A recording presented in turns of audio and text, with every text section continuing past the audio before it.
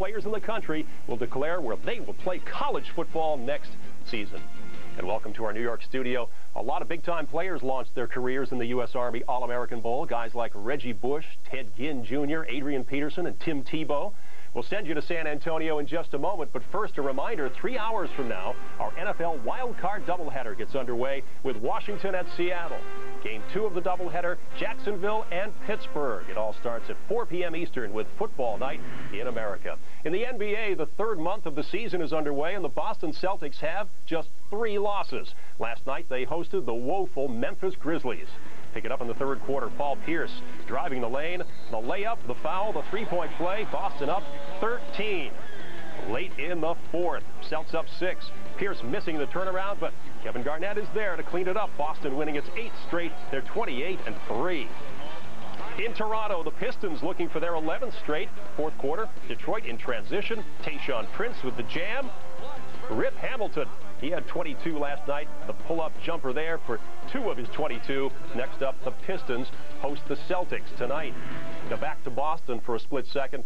How hot is this red-hot sports town? Well, since October 18th, the combined records of the Celtics, Red Sox, and Patriots, 45-3. Wow. On to golf now. The season-opening PGA Tour event is in Maui, the Mercedes-Benz Championship. We've got highlights from yesterday's second round. Pick it up on the 9th hole, Canadian Mike Weir for the first eagle of the 2008 PGA Tour season. Weir leads by 1. 18th hole, fellow Canadian Stephen Ames with a birdie from long distance to move to 7 under. Tied for second, a stroke behind Weir. Winners from last year's PGA Tour qualify for this event. Tiger Woods and Phil Mickelson, among others, are bypassing this one yet again. And we will see you at halftime. Right now, enjoy the U.S. Army All-American Bowl. This has been the ADT NBC Sports Update. ADT Security Services, the world leader in home and business security.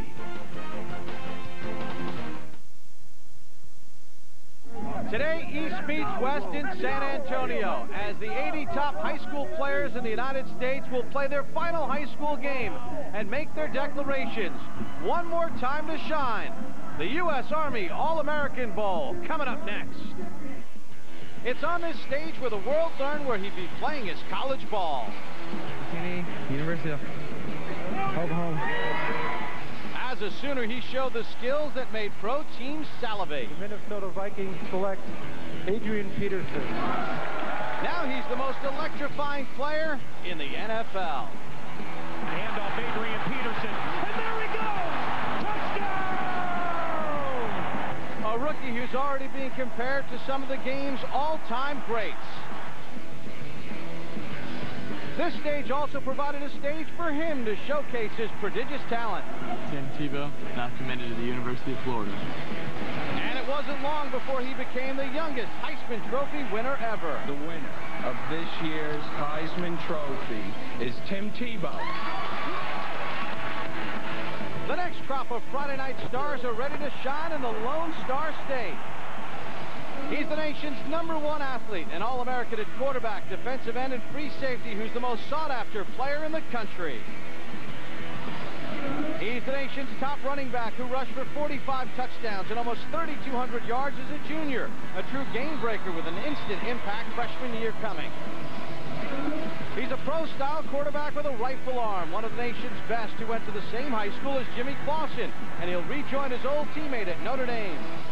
He's one of the nation's top linebacking prospects, nicknamed the Nightmare, a tackling machine who's in on every play. They come ready to declare at the U.S. Army All-American Bowl. We welcome you to San Antonio, Texas, as NBC Sports is proud to present the 2008 U.S. Army All-American Bowl. Another big crowd on hand here in San Antonio as East meets West, the final stage for these talented high school football players. The 80 best players in the United States will compete today. Hello again, everyone. So glad you could join us. I'm Bob Pompo along with Ray Bentley. A big day here on NBC. We have the NFL Wild Card doubleheader later on. And Ray, a lot of those players got their start here. They've trusted their coaches, their parents, and the talent on the field today is crazy. It really is. It gets better every year, Bob. And they have a thing in football called the eyeball test. and you look at a guy, does he measure up? Well, get your eyeballs ready because we've got him that will pass that eyeball test. And on the field, Terrell Pryor, the quarterback for the East, the #1 recruit in the nation. He's outstanding. He's a spread-type quarterback. He can throw on the run. He can run the football. He's a man amongst boys. He's looking at Michigan, Florida, and Ohio State, and he is a good one, Bob. We're going to see a lot from him today. Terrell Pryor is standing by with Marty Snyder on the field. Marty? And guys, clearly this is not your average all-star game. This is high school football's biggest stage under the biggest spotlight. And Terrell, even a guy like you, so highly recruited, do you feel the pressure to show what you can do today? No, I'm just going to come out here, be myself, have some fun, and hopefully East will win it. I know you noticed the talent on the other side right away, though, right? Yeah, I mean, they're big and they're fast. The D-line's big, and I mean, we're going to have our work cut out. We got good receivers, and we should have a good time. Going to put on a good show for us today? Yeah, I should. I mean, I'll come out and do what I can, do the best I can, and let's pull it out. They say he looks like Vince Young and acts like Vince Young on the field. We'll get a treat watching him today, Bob. Well, speaking of players that can run, you look on the west side, and Darryl Scott, the top running back out of Ventura, California, has all the tools. Oh, he's a special one now because you're right. He can do it all. He's a powerful runner, but he also has the great vision and the moves to make people miss down near the goal line. Outstanding. He reminds me of Beanie Wells and Adrian Peterson. Both those guys have played in this game previously. Well, there's going to be a lot of interesting players in this game, and we're joined, as always, in the booth by Tom Lemming of the Lemming Report. And Tom, one of the intriguing players that will be declaring Patrick Johnson out of Florida, a very talented defensive back. Well, he's the most physically dominating defensive player in the country, and I can't remember the last time I said that about a cornerback, but this guy truly is. The opposition avoided him like the plague, and I think I could guarantee he'll be an impact player as a true freshman this coming fall. Let's take a look at some of the players who will be declaring today. Ryan Williams plays quarterback in high school, but one of the nation's top running back prospects. Solomon Kohler, the first player from Hawaii in the game, and a dominating defensive lineman. Well, you mentioned Ryan Williams. He's from Stonewall Jackson High School in Virginia. He will make the first declaration of the day. He's with Lewis Johnson.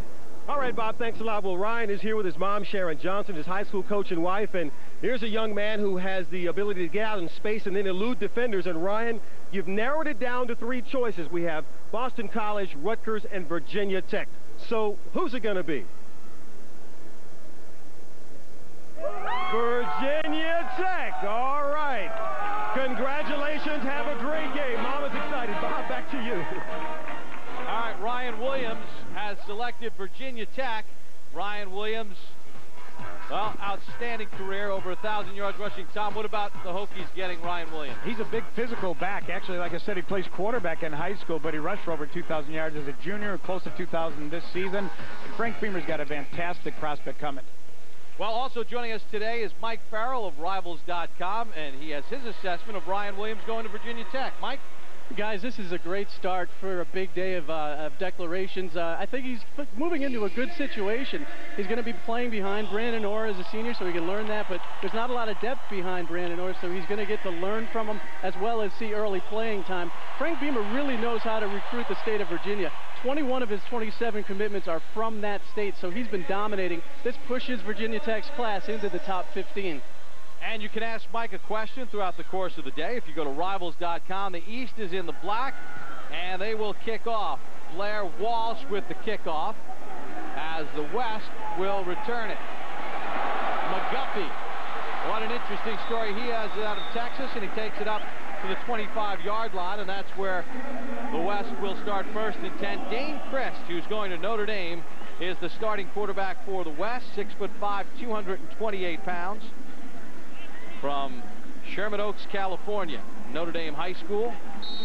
Chris got a 3.7 grade point average and 1710 on his SAT. And he's one of those big, tall, prolific, pro-style quarterbacks that stay in the pocket and deliver the ball. But don't be fooled, he can run it as well. So first and 10 for Dane Christ. Outstanding running team, and Scott not able to get much as Nigel Bradham out of Florida made the tackle. Get a first look at Darryl Scott from Ventura, California. St. Bonaventure High School at a 3.2 grade point average in high school. As we take a look at the West offense, Darryl Scott gets the start. Michael Floyd, he's going to Notre Dame, outstanding wide receiver. Very strong on the offensive line for the West side. Matt Khalil, whose brother Ryan played at USC, now with the Tennessee Titans. 2nd and 9 for the West. Chris gets it out to Floyd, and Floyd fights his way up to the 43-yard line before he's brought down on the play. As we take a look at the defense for the East, Marcus Forston's known as Big Boom. 32 tackles and 15 sacks from Miami. Very good linebacking core as Arthur Brown anchors the middle. He is from Wichita, Kansas, 88 tackles on the season. And the very athletic secondary led by Patrick Johnson from Pompano Beach, Florida. He had 60 tackles and 5 interceptions this year. Boy, he can run, Bob. A 75-yard return. Nice slant pass and the completion of Dan Buckner. Buckner from Allen, Texas. He's going to the University of Texas. He averaged 20 yards a catch during his senior season.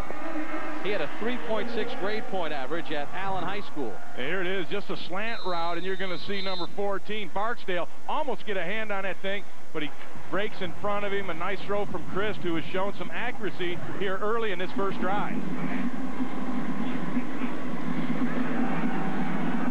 Christ on a 1st and 10. There's the big arm as the pass was intended for Floyd. Tom, you take a look at some of the early action, and Dane Christ seems to have a lot of poise in the pocket. Yeah, and you know what? He's been talking to Michael Floyd. Both are Notre Dame commitments, and they've been working a lot together for the past 4 days. And Chris has got a fantastic arm, and I think Michael Floyd, being one of the top 2 wide receivers in the country, is going to show a lot here, and I think he'll be an impact player probably immediately for the Fighting Irish. Dane Christ, who went to from Sherman Oaks, California, Notre Dame High School, not the same high school that Jimmy Clausen went to, but very talented prospect out of California. Scott gets the handle. You know, we talked with Dane Christ yesterday, and he said, talking with Notre Dame head coach Charlie Weiss, he really liked what Weiss had to say when he was being recruited, and he said the influence of academics as well was one of the things that really swung him toward Notre Dame. Yeah, a lot of people wonder, well, wait a minute, don't they have Jimmy Clausen there as a young quarterback? But Dane Christ told us he didn't let the depth chart affect his decision whatsoever. If a place was a fit for him, that's where he decided to go, and that place is Notre Dame. All right, 3rd and 7 for the West. Nobody open for Christ. Tries to squeeze it on the sideline, and the pass knocked away, intended for Buckner. Good defense that time by the East. Boubacar Sissoko was there on the coverage. Sissoko is going to the University of Michigan to play his college football, and he does a nice job of staying with his receiver when Christ rolls out. That's called the plaster technique, and you see him get in there and then have the ball skills at the end to get the hand in and knock it away. So the West will punt the football. Justin Tucker from Austin, Texas. He's going to the University of Texas. DeVere Posey and Lamar Thomas back deep. Good high punt, fair catch call for, and down at the 6-yard line. Excellent coverage that time by T.J. Monroe for the West after a 34-yard punt. So we're just getting started here in San Antonio, Texas, a day of declarations for the East and West. It's the U.S. Army All-American Bowl on NBC.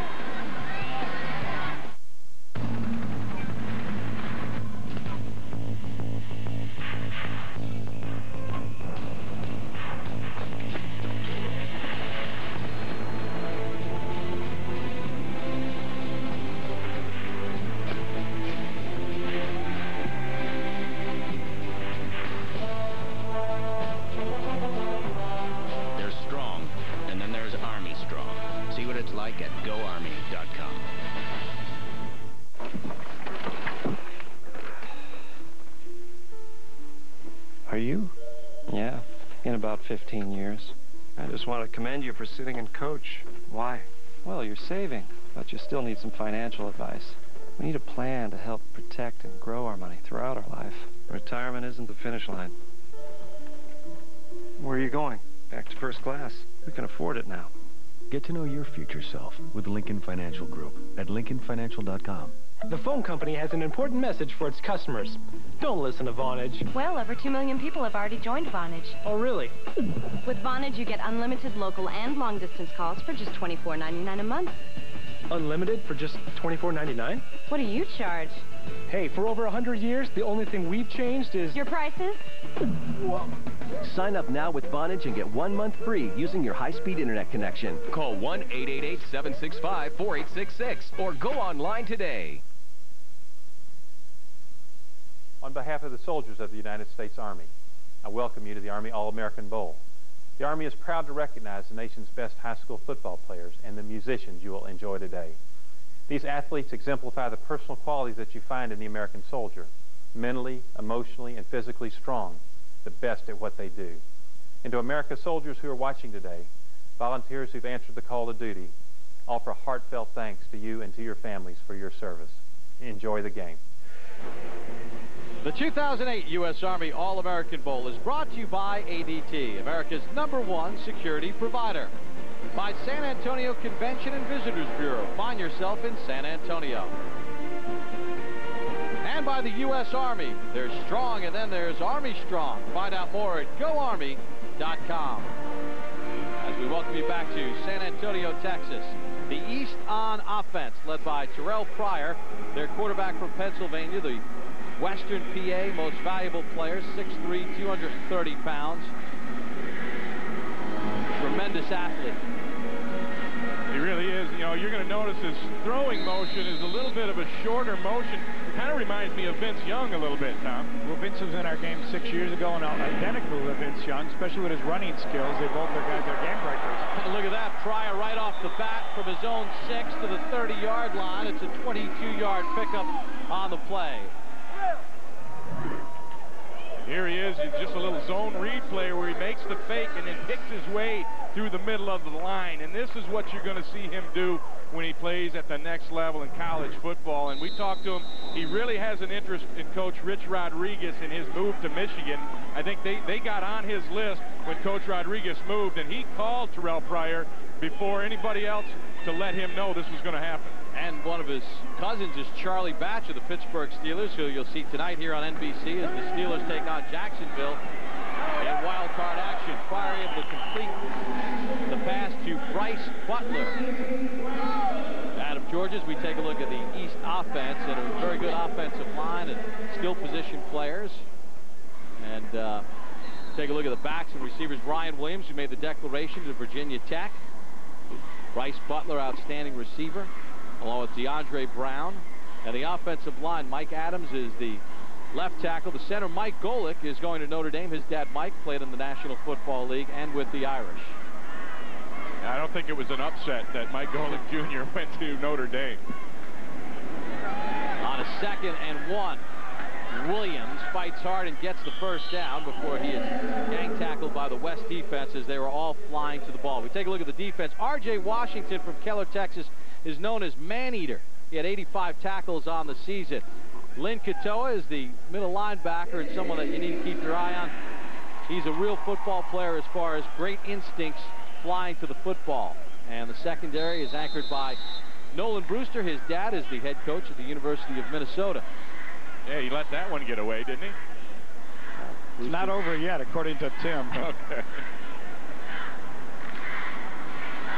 So the East on their first offensive possession of the ball game. They'll have a 1st and 10 here in the first. Look at this formation. Yeah, 4 receivers bunched to the left. Goodman, who played quarterback in high school, swings it back to Pryor, and he dropped it. And there's a flag on the play as well. Probably illegal men downfield. Yeah, we talked to Robert Prunty, the head coach for the East team. He said he's got 4 trick plays, and he rolled one out early here.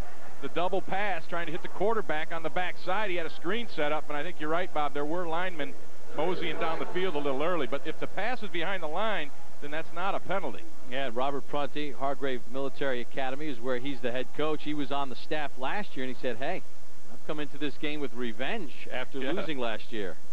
And the call was an ineligible man downfield.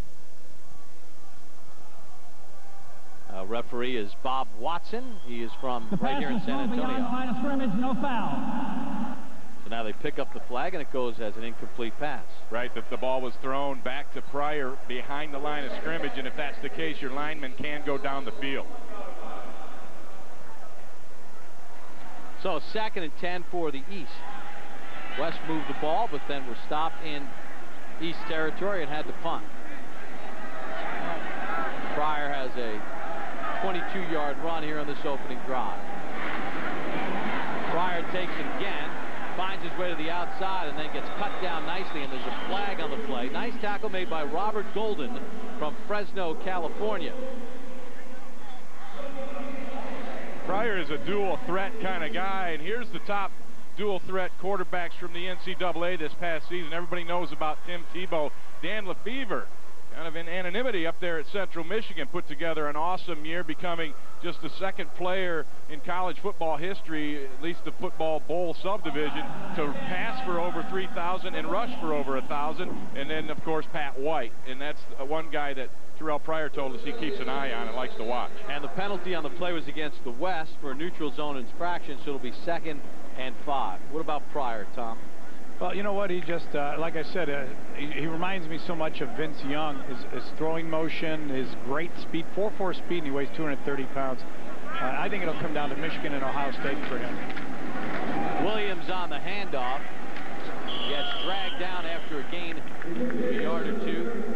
As you follow the ticker throughout the course of the day, these are the players that have already declared. Ryan Williams made the first declaration of the day here on NBC. You saw John Goodman throw that pass earlier. Back to the quarterback. Goodman going to Notre Dame. So it'll be a 3rd down and 3 for the East. You're going to see a lot of guys with Notre Dame behind their name on that crawl. 14 players, I believe, committed in this game to go to Notre Dame, and Charlie Weiss was very happy to have that group coming in. He's done a great job recruiting. 2 of them were committed to Nebraska when they were selected for the game, but Notre Dame was relentless with great organization this year in their recruiting process. All right, with the play clock tripping down, Terrell Pryor will call a timeout with the East facing a 3rd and 3. Big day here in San Antonio as high school players play their final high school game with declarations still to come. It's the U.S. Army All-American Bowl. If you're looking for a home security system, or even if you already have one, ADT can give you so much more. Like an easy way to arm and disarm your system with the touch of a button, even turn on your lights. You can also get fast alarm response from our advanced network of monitoring centers, plus great local service, our exclusive theft protection guarantee, a money-back guarantee, and monitoring rates for about $1 a day. Call now and save over $250 when you buy ADT's family package. ADT, always there. Truckers told us to give them a heck of a truck. He told us not to pull any punches.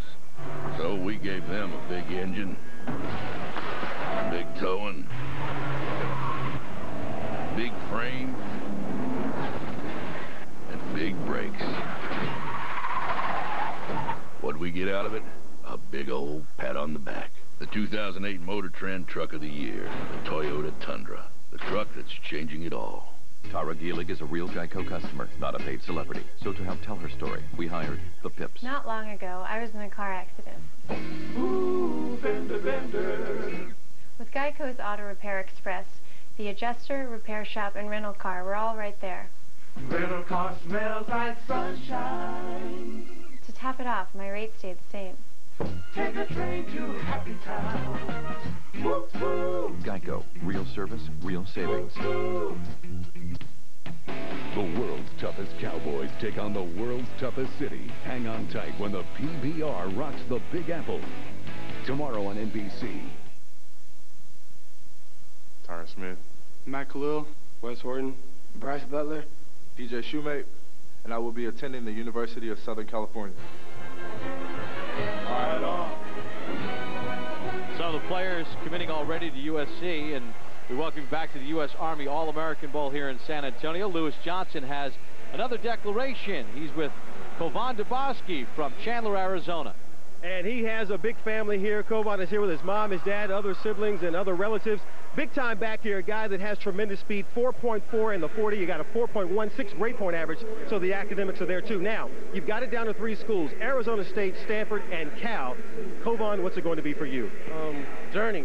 Pick the hat for me. Pick the hat for me. Go get Real it. Quick, get the hat. No, get the hat. Oh, so he's chosen Cal. Kovan Duboski going to Cal. Bob, back to you. A big announcement here for Duboski and for the Cal Bears. Yeah, big pickup for Cal. As Tom, you take a look at the scouting report. He's a blazer, 10,600 meters. They can recruit him to play running back, DBs, and one of the best punt and kickoff returners in the state of Arizona. A remarkable athlete with a close to a 4.0 GPA.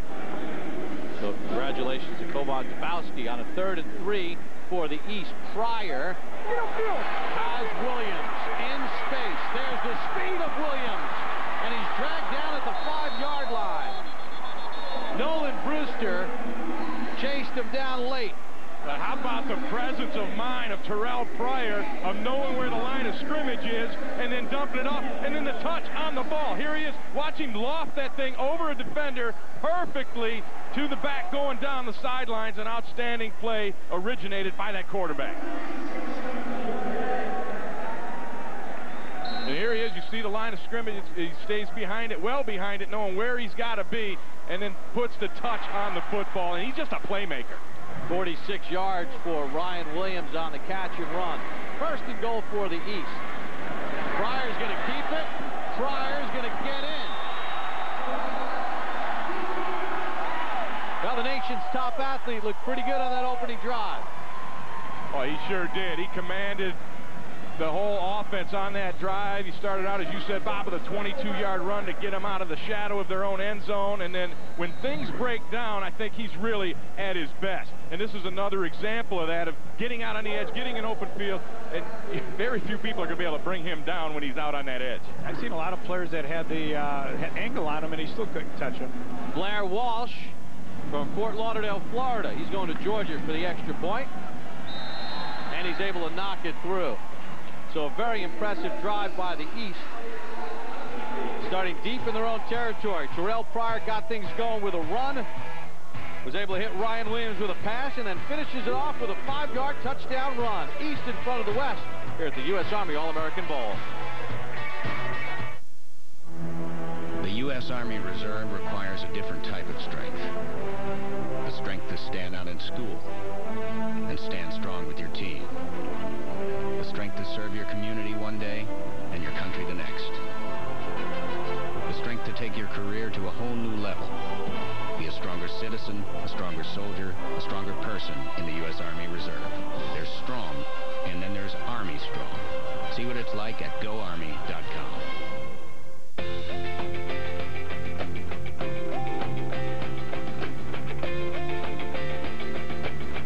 Millions of workers across America are on the path that helps guide them step by step toward a rock-solid retirement. It starts right at work with a retirement plan managed by one of America's most trusted names, Prudential. Find your path. Let Prudential be your rock for retirement.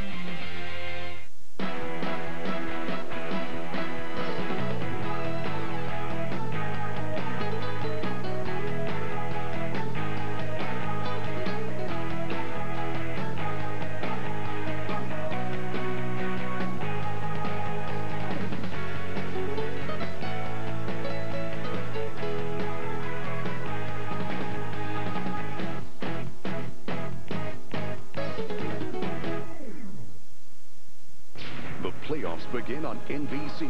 2 big games, 1 goal. Can the Hall of Fame coach lead these Redskins to greatness against a seasoned Seahawk offense?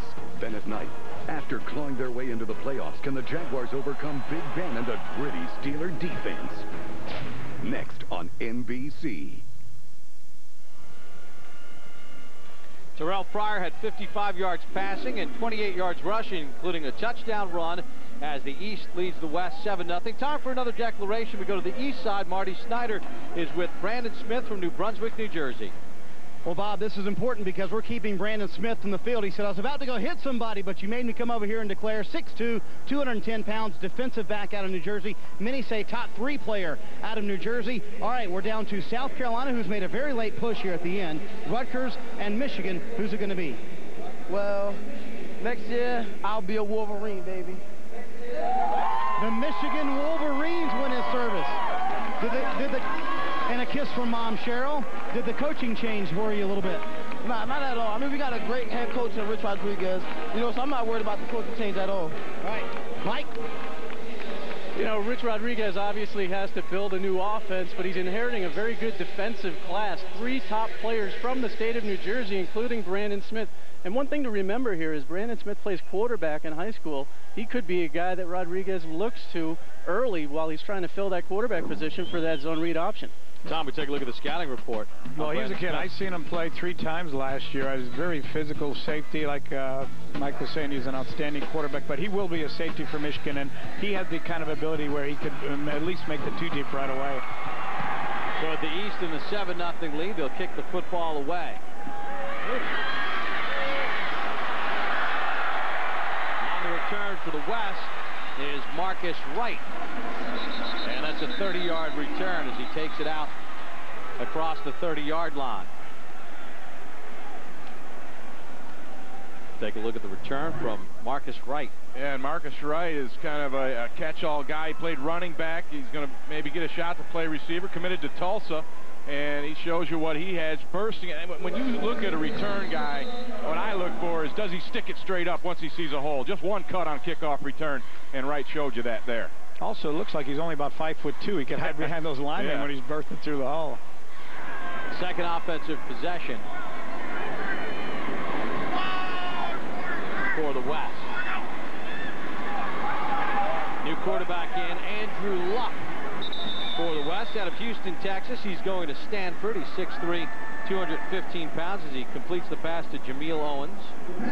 Threw for 2,271 yards his senior year. Yeah, and Andrew Luck has good bloodlines as well. His father, Oliver Luck, was the NFL Europe League commissioner, also played at West Virginia and some NFL time at Houston.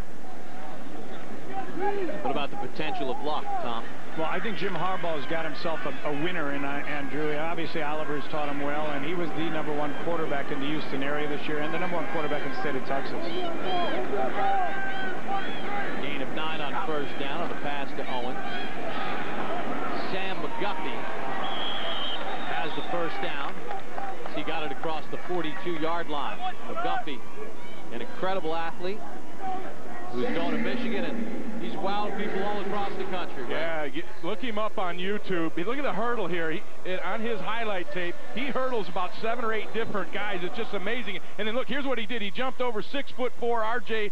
Henderson to show off in front of the team. He is just an amazing, explosive athlete. Started taking gymnastics, he told us, in the 3rd grade. He was bored. He had nothing to do. He kept walking by a gymnastics school, and he didn't have any money, and they said, why don't you come in for free? And he learned all the moves, but he said it might have stunted his growth. Yeah, his father is 6'5". Little slip screen read perfectly by the East. That's Sissoko who made the tackle on Jermaine Kearse. Boubacar was our MVP of our U.S. Army Combine last year, so he was immediately put into the Army game, and I think Michigan's got themselves a great cover corner. He was going up against DeAndre last couple of practices, and more than held his own against a 6'6" wide receiver, DeAndre Brown. And look how fast he closed all that space in front of him, and that is what I look for out there on the edge. You got to be able to cover ground and then come up and finish it, and he did. He's from Detroit, Michigan, Cass Technical High School.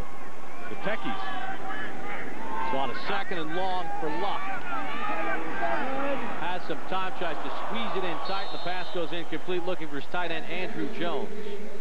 As he tried to fit it in a tight spot, did quarterback Andrew Luck.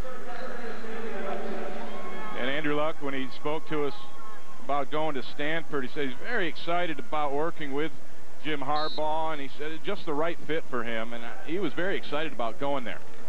And you see Andrew Luck in the game in the 2nd series. Head coach Bob Jones from Houston, Texas told us each quarterback will just rotate each series. He asked the kids to write down the script of the first 10 plays, and he said he thought they were all going to be bombs and passes. He said they were really good scripts, and he pretty much going by what the kids came up with. On a 3rd and long, Wright slips at the 35-yard line as he tried to make a move.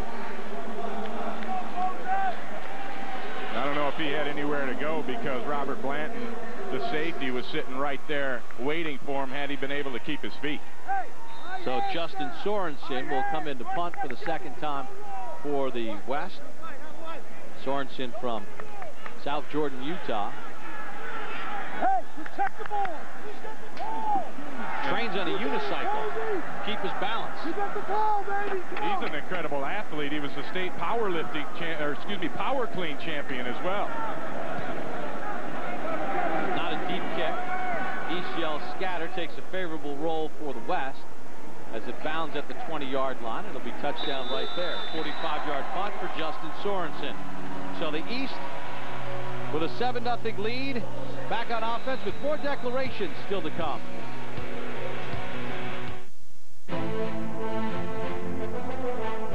Some see them as defenders.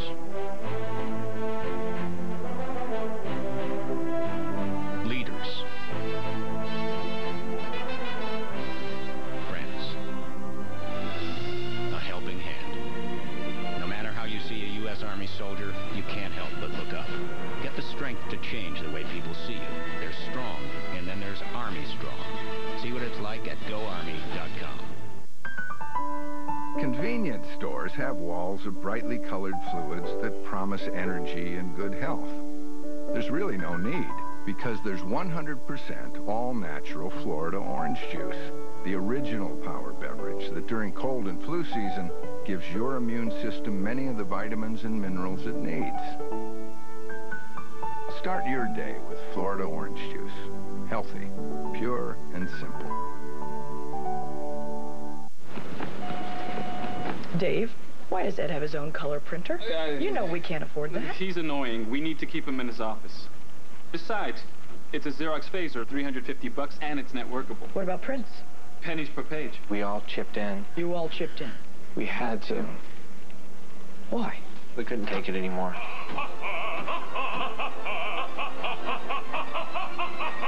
Strange. This week, America's late-night leaders are back and all new. In fact, Jay's looking really new. And Conan's all new with American Gladiators Hulk Hogan. All new this week on NBC. Back in San Antonio, the East with a 7-0 lead over the West. The U.S. Army All-American Bowl. Many more declarations still to come. As we send it down to the field, Lewis Johnson has a special guest. Lewis? All right, Bob, thanks a lot. Well, Football University is a tremendous camp set up to help kids like we see today get to the next level. Tom Martinez has been in the middle of that. He has been Tom Brady's quarterback and guru since he was 13. And, sir, you've been involved with this program for the last year. Tell us, what will athletes get when they come to the camp, and who gets in? Well, I think it's a great combination of fine athletes and outstanding athletes and coaches. And the best coaches and the best athletes we're trying to put together across the country in a series of 20 camps at each position. Fundamentally, a lot of NFL coaches, NFL former players, and so the instruction should be the best available to youth. Sounds great, and I know that you're still working with Tom Brady, and I'm sure that some of those other stars of tomorrow would love to get with this guy. Football University, a brand new camp coming, available to the athletes right now. Bob? All right, thanks, Lewis. Tom Brady has the weekend off after a perfect 16-0 season with the New England Patriots. As we take a look at the players that have already declared on the ticker, we'll update it throughout the course of the day. Star Jackson from Fort Worth, Florida, in the ballgame at quarterback for the East, and that pass deflected and intercepted by Nolan Brewster. Nolan Brewster gets the pick, but what a job by the corner to come up and deflect the ball. And a big arm from the quarterback, Star Jackson, but he threw it into a crowd. The ball gets tipped up, and a hustling Brewster comes up with the play. Watch this throw come in here. It's got a lot of mustard on it, coming in hot, and you're right. The corner over there, DJ Monroe, stepped in front. He almost took it the other way. Didn't quite get it, but his buddy Brewster comes up with the pickoff. That's two Texas Longhorns. Mac Brown's got to be excited about this incoming class. So the West will have a 1st and 10 as Blaine Gabbert now in at quarterback from Baldwin, Missouri. Gabbert checks down underneath and is able to complete the pass to Austin Holt, the tight end. And here you see on that last play, how you doing there to your buddy, and then of course he makes the play. But you know, these guys, these two teams are together throughout this week in a lot of functions, so it's not like they keep them separate. They've developed relationships both on their own team and across onto the other side. Gabbert had a case of the flu late in the week, but head coach Jones said, I'll wheel you out there if I have to so you can get on the field and play. His pass incomplete. You mentioned Coach Jones let the quarterbacks do their own scripts. Well, he had Mr. Gabbert. He did it for him because he wasn't feeling well, but I'm sure you're going to see some plays like this for Gabbert because he's got an incredible deep arm. He's also got the ability to tuck it away and run, but that's really not his game. In my opinion, he's a guy you want to sit in the pocket or roll to the edge and let him use that big, strong arm. He was a ball player that was committed to Nebraska and Bill Callahan, and his uncle had played for Bill Callahan. When there was a change of coaches, he switched to Missouri and gives Missouri the #1 prospect in the state. Gabbert, also a right fielder in baseball. He hit .395 last year with 25 RBI. West will work out of an I set on this 3rd down. Justin Johnson, as a flag flies on the play, held short of the sticks. See Arthur Brown, the middle linebacker, in the middle of everything. Good defense by the East right there. Brown coming up and not allowing the runner to get any more yards after contact. He's an intimidating defensive player, the nation's #1 linebacker. Well, the West gets a break because the defense was offside, and that gives the West an automatic 1st down. Robert Prunty, the head coach for the East. Team trying to protect the 7-0 lead. 3rd offensive possession for the West as they rotate in all 3 quarterbacks. Little end around, and the East had it read perfectly as Chbosky has nowhere to go. As you can look at Marcus Forston, number 99, big boom from Miami. He is a big boom, and he lowers the boom right here on this play. And throughout the week and watching all the defensive linemen here, Marcus Forston was the most impressive as far as his pass rush. Nobody could block him in the one-on-one drills. A huge catch for the Miami Hurricanes, too. And I think, along with several of the top defense players in Dade County, I think Miami's defense is going to get well soon. 2nd and 12 for the West here in the final seconds of the 1st quarter. East with 7-0 lead. Gabbert gets it to the outside. That's Floyd as he's knocked out of bounds at the 9-yard line.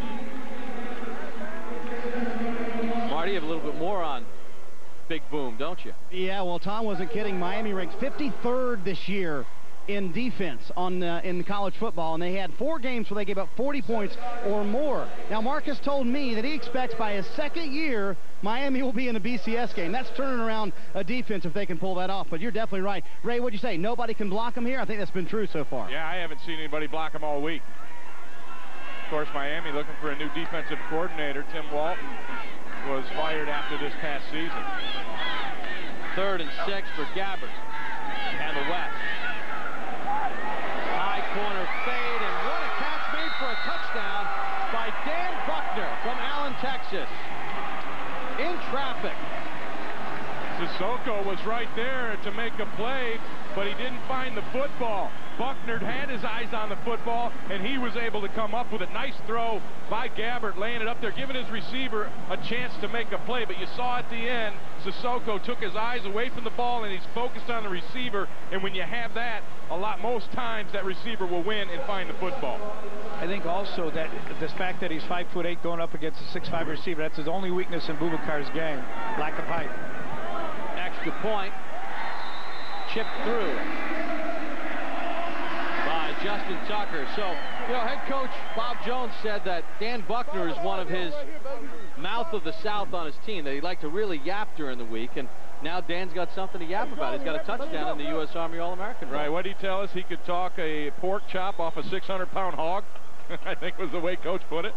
Well, we talked about the players from the East and West practicing all week long against each other and then separately. It's been a week of activities here at the U.S. Army All-American Bowl.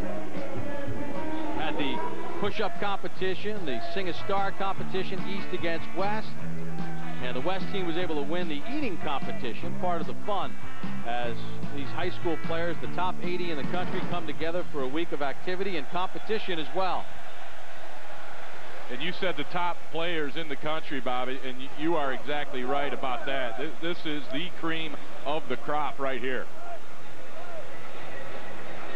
Dan Buckner gets to cover some kicks after his touchdown catch.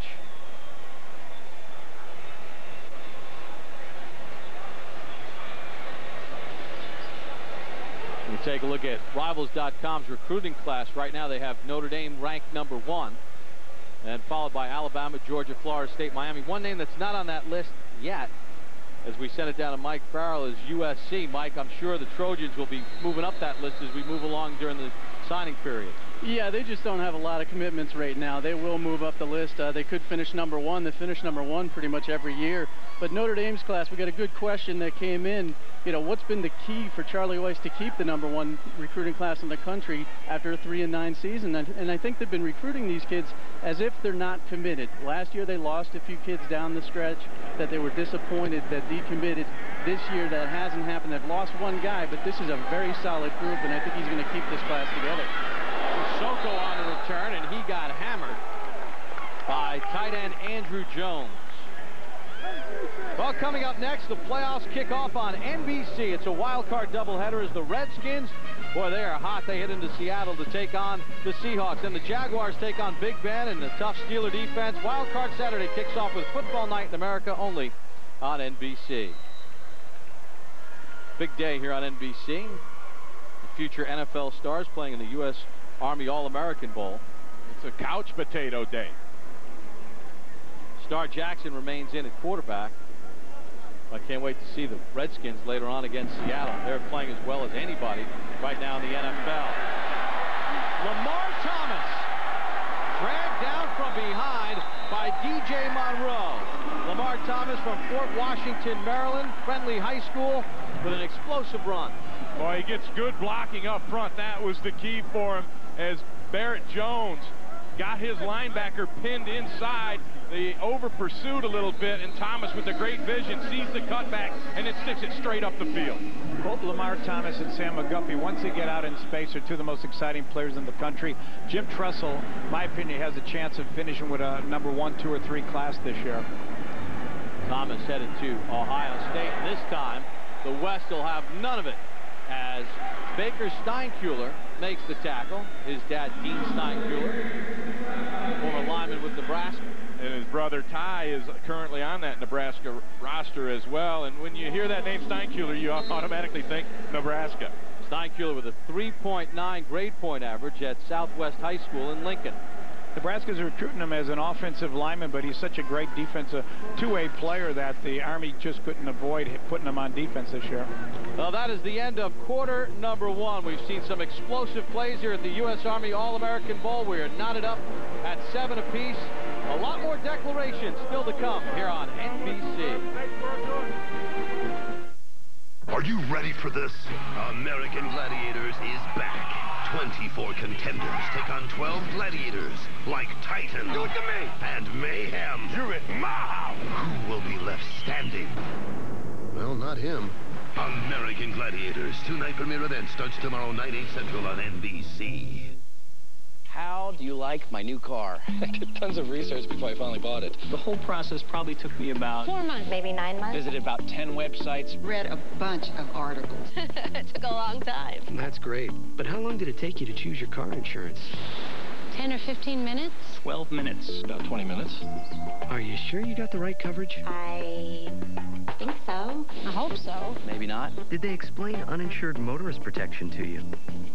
No. Well, I know I have, They didn't go over that. It was pretty rushed, as I remember. At Amica, we think choosing the right car insurance is too important to rush through. So when you call, we take the time to understand you and then help you understand your options. That was fabulous. I love options. I like to know exactly what I'm getting involved with. Call Amica now and start saving money today. And because we help you choose the right coverage, you could save a lot more down the road. My car deserves Amica. I'm going to call Amica. Amica. Amica. Amica. It's not just how you're covered, it's how you're treated.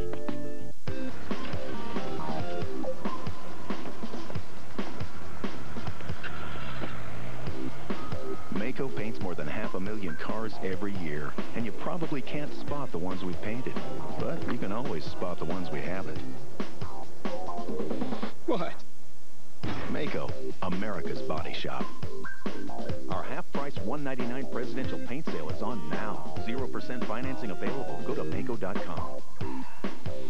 Catch a live 7 News special of the New Hampshire primary, January 8th at 7 on 7. Dan Chris, Michael Floyd, Michael Jr., Robert Blanton, Sean Spinar, Darius Slimmon. I'm Kyle Rudolph, John Goodman, and I will be attending the University of Notre Dame. Go Irish! Right now, the Irish with the top recruiting class. According to Rivals.com, the U.S. Army All-American Bowl, Lewis Johnson's on the sideline. Lewis? Bob, thanks a lot. I'm with a couple of soldiers who are recipients of ROTC scholarships. Why don't you meet Cadet Daniel Liebertrue, who's attending Washington University in St. Louis, and also Second Lieutenant Christian Clark, who has just completed TCU. Now, gentlemen, both of you played football. You also are academic All-Americans. And Cadet Liebertrue, what kind of experience did you gain? What sort of leadership qualities did you learn as an ROTC scholarship recipient? Well, obviously balancing football and academics is a tough challenge, but ROTC helps to develop some of the leadership skills, the integrity and the discipline necessary. And speaking of integrity and discipline, we've got a touchdown on the field, so we'll have to throw it back to Bob. Yeah, Jonathan Baldwin made a heck of a catch on the throw from Star Jackson.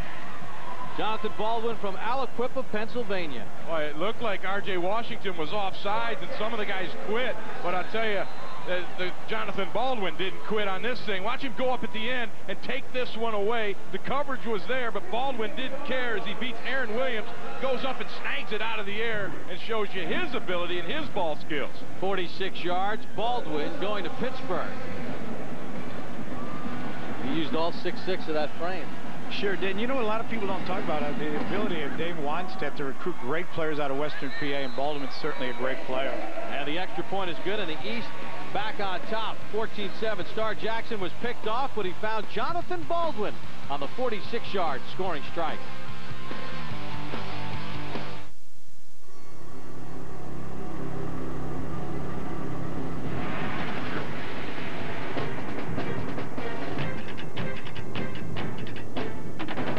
No matter how demanding my workout is, I'm not done until I finish it with EAS Myoplex. Taken within 30 minutes after my workout, the high-quality protein in Myoplex helps me refuel and build lean muscle. That way, I don't waste my workout. Now I'm done. Grab your EAS Myoplex at a leading retailer near you, or for your free sample, go to EAS.com.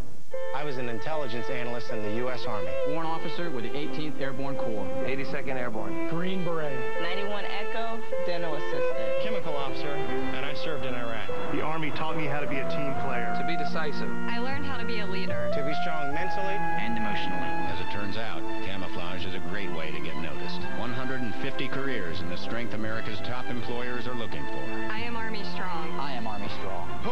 See what it's like at GoArmy.com. I never thought I'd retire. I'm too young. I have too many goals. Wait. Who said I retired? Go, fella. Keep pedaling. Keep pedaling. You got it. That other stuff, just a warm-up. Go, go! You're riding a bicycle.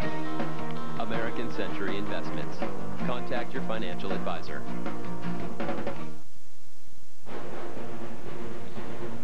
The 2008 U.S. Army All-American Bowl is brought to you by Geico. 15 minutes could save you 15% on car insurance.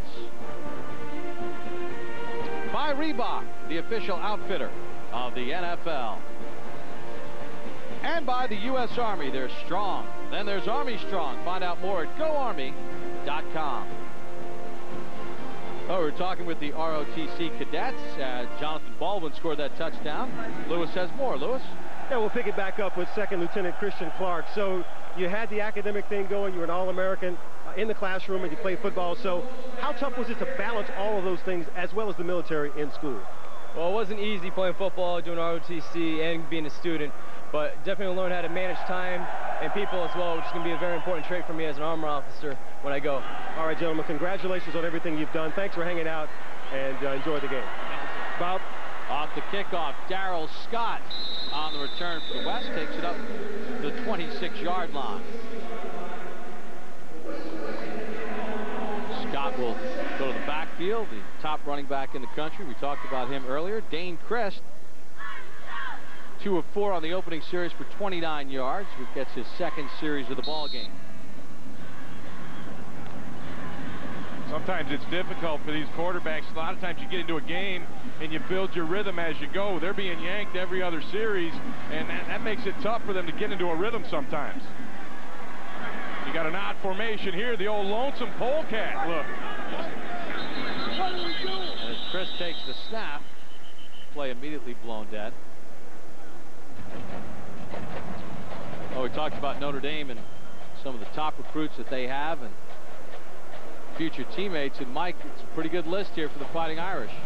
It's a very impressive list, and a lot of these guys committed early, and you wonder why Dane Christ would commit to Notre Dame with Jimmy Clausen there and all the hype about Jimmy. Jimmy was the guy who actually recruited Christ the hardest, and I believe they're going to be roommates, so Jimmy doesn't worry about competition. He became very close friends with Dane. Dane very excited about the opportunity. Penalty against the East, so it's 1st and 5, so ready to go back to this formation. Yeah, they try to spread them out, and if you get enough people out of the box, then you run the football. But I tell you what, they weren't having any of that as Reggie Ellis stepped in there and made the play.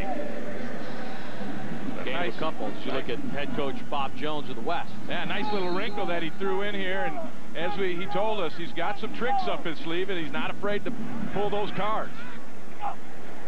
2nd and 3. Chris bobbles the snap, loses control, and it's recovered by the East.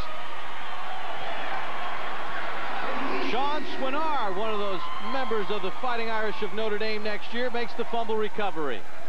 Well, Chris just flat out just dropped this snap. I mean, the snap was good. We'll take a look at it. And it's a little bit low, but he certainly has to make that play. And then trying to pick it up, he's more worried about making a play out of nothing and doesn't come up with the football. And then the hustling Swinar is able to get on it and recover the football for the East. Yeah, Chris didn't fall on it, and Swinar kind of poked it away from him. Swinner's a two-way ball player that I think is even better on offense than defense, but Notre Dame figures with the weakness they have on the defensive line, he's going to come in and play right away. Pryor back in the game at quarterback, and on the snap we get a whistle and a flag. We'll also see Marquise Gray from Indianapolis at quarterback. On the offense, 5 yards, still 1st down. Penalty goes against the East, so it'll be 1st and 15. Pryor engineered a scoring drive for the East. And Marquise Gray will get in this ball game, and a little bit later on he's going to make a declaration shortly here on NBC. Talented quarterback from Ben Davis High School in Indianapolis. One of the better athletes in the Midwest. He's had some injury problems the last 2 years, but when healthy, he's a real man. Thomas nowhere to run. Boy, and Kyle Prater came up and delivered a hit. This is one of the hardest hitting all-star games I have ever seen. And take a look at some of these smacks that we've seen in just a quarter of action thus far. These guys are flying around and hitting folks, and that's kind of fun. You know, talking with the kids too, this is, you know, the first time that they've been on the field against all elite players. I mean, they're dominant stars at their individual high schools, and there's good players on other teams. But this is the first taste of what college football is going to be like for these players. 2nd and long for Pryor, under pressure. Just sheds defenders and is able to advance it to the 28-yard line. Got away from Mike McHugh in the backfield and made something out of nothing. Boy, and he's a special player, and watch his eyes if you can see where he's looking, because he keeps them down the field the whole time and kind of just feels defenders. And when you have that ability, you can make tremendous plays, both throwing the ball when you're running around back there and then also having that sense of when to tuck it away and make a play like he just made there. Jarrell Robinson came in and finished off with a big hit. He'll be declaring later today as well. For the West, from Chandler, Arizona. You liked him. We had a good conversation with him. He was your guy, huh? Very nice young man. Pryor, little throwback to his tight end Rudolph, and nowhere to go. Well, what a job by DJ Monroe, who's going to Texas from right here in the state of Texas. You can't lob a throwback like that because the defense is just too fast, and Monroe showed you why. Pryor needed to put a little more smoke on that one, get it to his receiver so he could do something. Monroe sniffed it out, came up quickly. So on a 4th and 13, a 47-yard field goal attempt for Blair Walsh. His career long was 57 yards from Cardinal Gibbons High School in Fort Lauderdale. Now the East will call a timeout. Well, we have more declarations throughout the day. Marty Snyder has one. Marty? And guys, Marquise Gray is a four-star quarterback out of Indiana. He actually broke his left arm during his senior season. Still highly sought after. We are down to Oregon, Minnesota, and Michigan State. Who's it going to be, Marquise? I'm going to attend the University of Minnesota. There you go. We were talking about Coach Brewster earlier. Why Minnesota? Go Minnesota. I picked it because I love the city, the coaches, and the players, and I figured that should be a good place for me to spend the next of my 4 years with. All right, guys, a big pickup for Minnesota, Mike, don't you think? Yeah, it's a great pickup for them. You got to remember, Tim Brewster can really recruit. He's the one who recruited Vince Young at Texas. Marquise Gray is not Vince Young, but he's certainly a good fit for this Minnesota offense. I think when healthy, Marquise is going to be an impact player that Minnesota's been looking for. They looked for a leader on offense, and they've got a guy with a big-time arm and great speed. So Marquise Gray picks Minnesota. Blair Walsh now will try a 47-yard field goal. John Goodman is the holder. He can throw it. They'll kick it instead. And he misses it to the left. So Walsh not able to hit from 47 yards out. The West will take over the football. East right now in the lead is Bob Jones of the West. Little body language and said, all right, let's go offense. Let's get that West rolling. They trail by 7. How's he doing? I'm worried. I know. But at least you prepared for times like these. We got some solid financial advice and a good plan to help grow and protect our money. Are you me? A few years from now. Oh, have fun in Italy. Italy. You're going next year with Bill. He's going to be all right. Get to know your future self with Lincoln Financial Group at lincolnfinancial.com. The phone company has an important message for its customers. Don't listen to Vonage. Well, over 2 million people have already joined Vonage. Oh, really? With Vonage, you get unlimited local and long-distance calls for just $24.99 a month. Unlimited for just $24.99? What do you charge?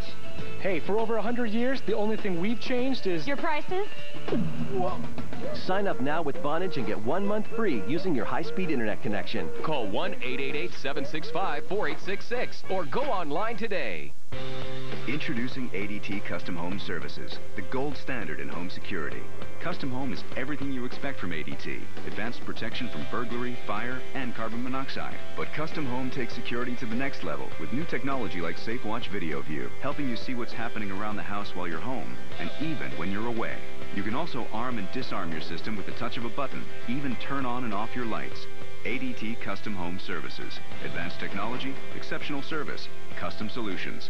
Tuesday, an all-new SVU with guest star Erica Christensen. 24 women are dead. All-new SVU, Tuesday on NBC.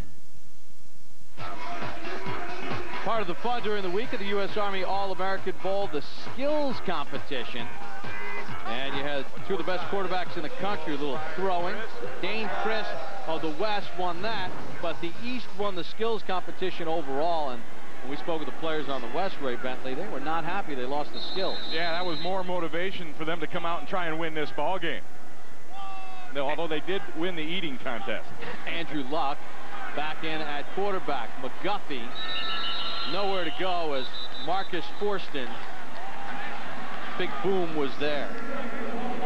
Ray, you take a look at Sam McGuffey. We saw the clip of him jumping over people. What an interesting story for the young man out of Texas. Well, he's had a rough life. Both his mother and his father have run into trouble throughout the course of things. He's got a younger brother and a younger sister, and he tells us that he basically raised them. He was Santa Claus to them since the age 10, and he's been through a lot. Didn't have really a whole lot as far as resources and income to deal with as a kid, moved around a lot, and it's amazing to me, and I think that's what's really given him his inner drive to overcome those things.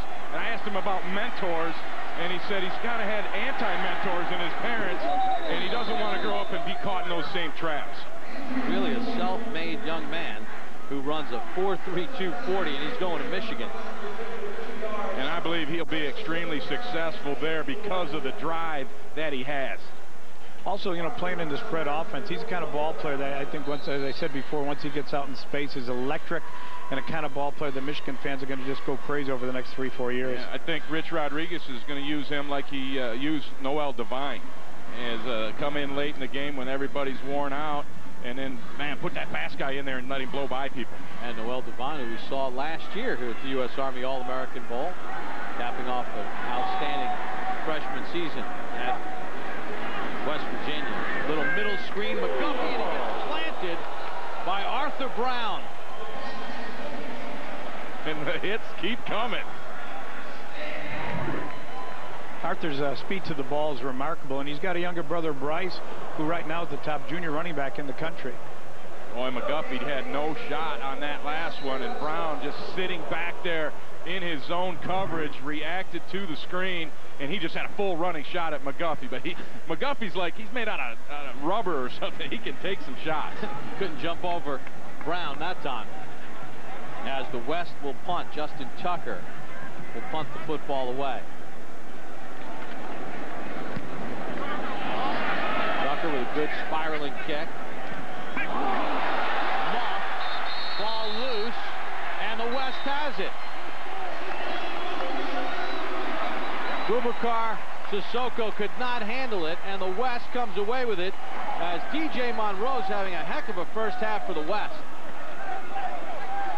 After a 40-yard punt. So the East turns it over for the second time. They have the lead, but the West in great position as DJ Monroe gets the fumble recovery here at the U.S. Army All-American Bowl. I was pretty nervous, apprehensive. It was tough to tell them I was joining the Army at first. I did research on my own, tried to get an idea about what the Army was going to be like. It's given me a whole bunch of confidence. But no, I'm very proud of him. He's just a stronger, more driven individual. He can outrun me. If your son or daughter wants to talk about joining the Army, listen, you made them strong. We'll make them Army strong. Find out more at GoArmy.com. I've gone ahead and equipped my Epic Axe, switching to explosive arrows. Yeah, I'm gonna equip myself with a little, 4 Wheels of Fury! Oh. No way. There's no trucks in World of Warcraft. Let's do this! Oh.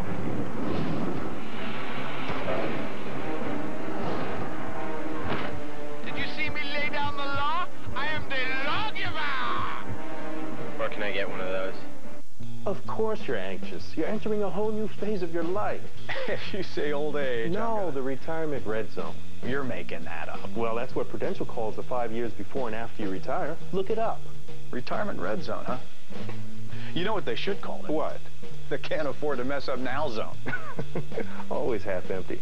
How about the big chance to get it right zone? Are you in the zone? The retirement red zone from Prudential. Get retirement right. The playoffs begin on NBC. The Hall of Fame coach, a powerhouse offense, 2 relentless runners, the steel curtain, 2 big games, 1 question, who wants it more? Next on NBC. DJ Monroe's recovery of a muff punt gives the West good field position. East leads the West 14-7. Time for another declaration. Marty Snyder is with Shane Hale from Monroeville, Pennsylvania. And Bob, this is a big declaration. Many consider Shane the #1 linebacker in the country. He had over 50 scholarship offers. This has been a very long process, obviously, as the NFL body already here in high school. We're down to Virginia, Pitt, and Ohio State. Who's it going to be, Shane? University of Pittsburgh. There you go, the University of Pittsburgh. We talked about Dave Wannstedt and his recruiting a little bit earlier. And he decides to stay home at Pitt. That's a good one for Dave Wannstedt, isn't it, Tom? A huge catch for Dave Wannstedt in Pittsburgh. They're on the same path that took West Virginia, that took Rutgers, and took Louisville to the top of the Big East. I think Pitt's a year or 2 away, but they're recruiting remarkable athletes at skilled positions and at linebacker. Hale maintained a 3.1 grade point average at Gateway High School. Gabbert in a quarterback for the West as he was looking for And a late flag as Sissoko is going to get flagged for the East. Well, he came in, Sissoko did, and I think their feet got tangled a little bit. Let's take a look at it. Just an inside slant route, and you see him break up on the ball, and yeah, his right foot actually is what hit Buckner first, so an unfortunate call for Sissoko. What about the right arm, Ray? I was looking at the foot. Did the right arm get in there too? Yeah, I think so. All right. Maybe it wasn't that unfortunate, but nonetheless, the West continues to move it down the field. Sissoko 4 tackles on the day, but they've gone at him a lot. And I think it's that height disparity that they're looking at to try and match up over there. So first down for the West after the muff punt, trying to get this game tied up at 7. Blaine Gabbert from Baldwin, Missouri, in at quarterback. He's thrown a touchdown pass to Dan Buckner there in the first half. Has some time, throws it underneath to his tight end, Austin Holt from South Jordan, Utah, who's going to BYU, and he's immediately tackled on the play. I've really been impressed with the speed of the defense on the East team. Even when they complete a pass, the guys are right on them right away, and it's just they're all talking to me about how the speed of the game was in the practices, and I think they're a little bit used to it right now. Wasn't that the problem for the East last year? The West had a lot more speed in the ball game, and the West won that game. Definitely. 2nd and 7 for the West. Justin Johnson in the backfield with Gabbert. Gabbert again looking for Buckner on that fade, and this time Sissoko knocks it away.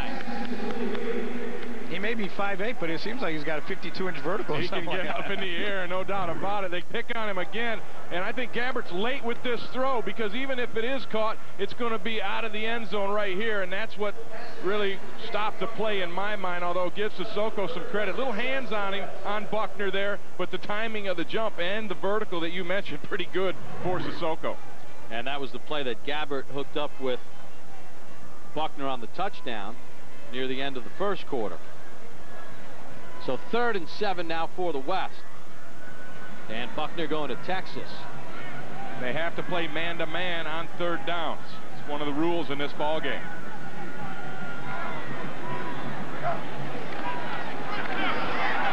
Johnson dragged down from behind.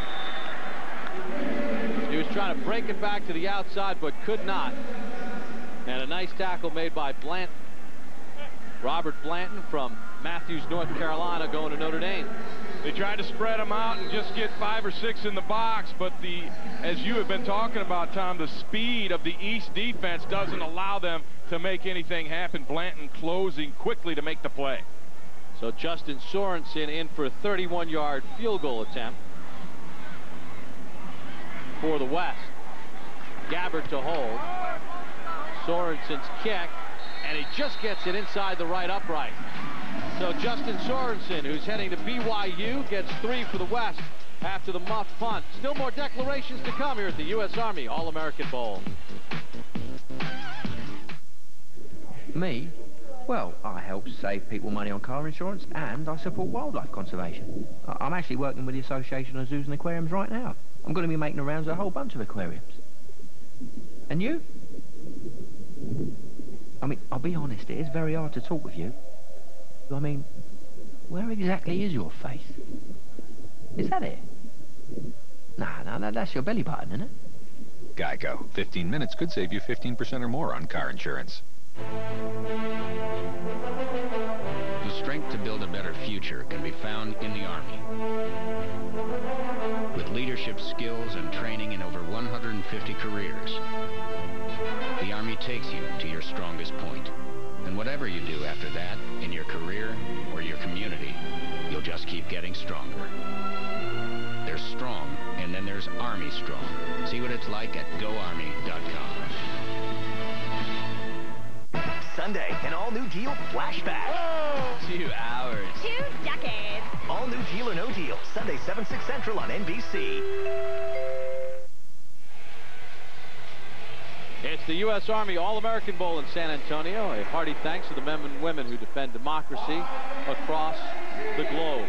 Well, it's time for the Maxwell Underclassmen of the Year Award. Here's Lewis Johnson. All right, thanks a lot, Bob. Well, I think everybody remembers the movie Invincible, based on the life of Vince Papale, who is here to present this award to Matt Barkley, quarterback from Monterey High School from Santa Ana, California. So go ahead, sir, and make the presentation. Well, Matt, on behalf of the Maxwell Football Club, congratulations. This is a phenomenal award, and we're looking forward to seeing you here next year. Way to go, man. Thank you. Matt, what does it mean to you to be recognized as the top underclassman in the country? Well, to be here with some of the greatest players in the country is an honor. And I mean, I wouldn't be here without all my receivers and coaches back in modern day. So thank God that I can play football, the greatest game on earth. And you're projected to be the #1 high school senior in the country next year. Are you prepared for that type of pressure? Yeah, I don't think it's any pressure on me. I'm just going to go out and do what I've been doing for 4 years and play football the best I can. So good luck next season. Thank you, Vince. And Bob, we'll probably see him back here next year, huh? Yeah, congratulations to Matt. Looking forward to seeing him play. And off the return, another big hit. On the play as Darius Barksdale took a pretty big shot. Well, coming up at halftime, Bill Patrick with scores and highlights, plus a look ahead to today's NFL wildcard playoff doubleheader. It's all coming up on the ADT NBC Sports Update. Looking forward to that live declaration from Jarrell Robinson. See that? Yeah, we tried to get it out of him yesterday. Weren't able to twist him enough to get that answer. We'll find out shortly. Gray in at quarterback. He's going to keep it on the run across the 40 and dragged down by Brewster from behind. It's a gain of 9 on the play. Marquise Gray, who committed to Minnesota a bit earlier here on NBC. And we mentioned he had broken his arm earlier this season and also didn't play a lot last year, Tom, but he's still an outstanding player when he's healthy. I think Minnesota fans are going to be really excited. They got Brandon Green, a wide receiver, the publicly play there in Chicago coming in. They're getting a lot of good offensive players. I think they're going to get healthy real quick. 2nd and 1 for the East. And flags fly. We've seen several offsides here in the first half. And you think about you look at R.J. Washington. False start against the Island. You think about bringing together the 80 top high school players in the country, but in the span of a week, you got to put lines together and get everybody on the same page. It's a remarkable job that both coaches do. It really is, and you know, it takes a long time to build a team. And when we were talking to Bob Jones, he said this was an amazing group that really came together early. They tried to facilitate that. They called the players 2 weeks before they came, said, get it in your mind, we're coming here to win. And then they met them when they checked in and started to try and build that camaraderie. How about the hesitation by Gray, and he's got the first down to the 49-yard line. Gain of 15 on the play. The hesitation and then the explosion afterwards, the acceleration is what you find that sets him apart and makes a difference. It's a zone read play. He pulls it even though the defensive end is sitting right there, and then he puts the shake and bake on R.J. Washington and then explodes up the field. You see Washington right there. All he's got to do is close down, but it's too many moves coming from Marquise Gray.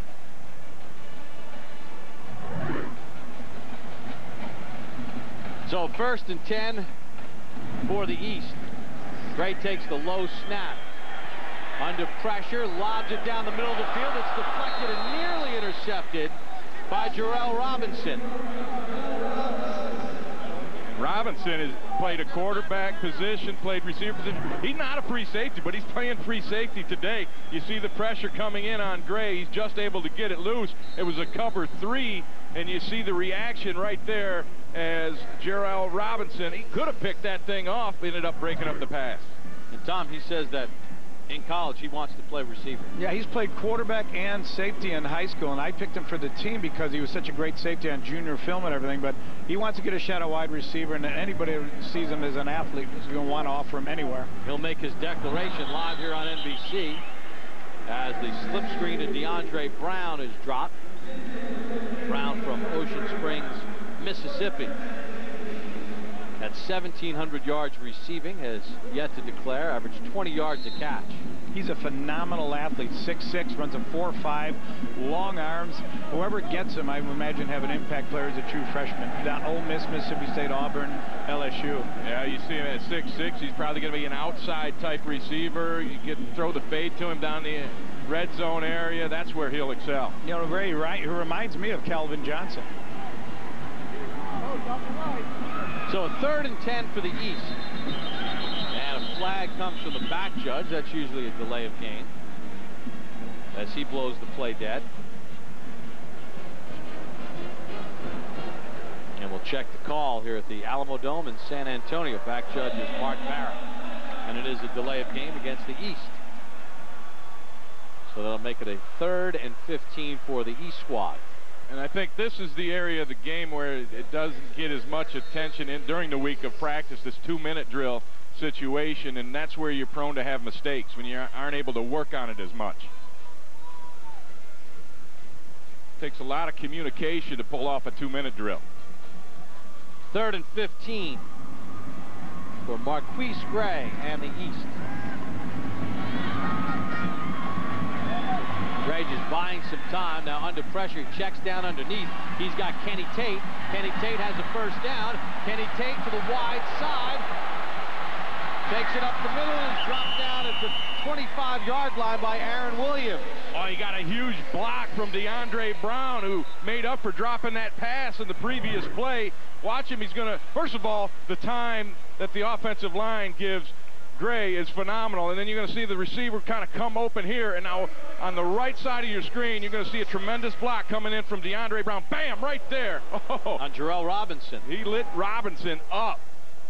Another big hit in this ball game. And Robinson is the one who's down and shaken up for the West,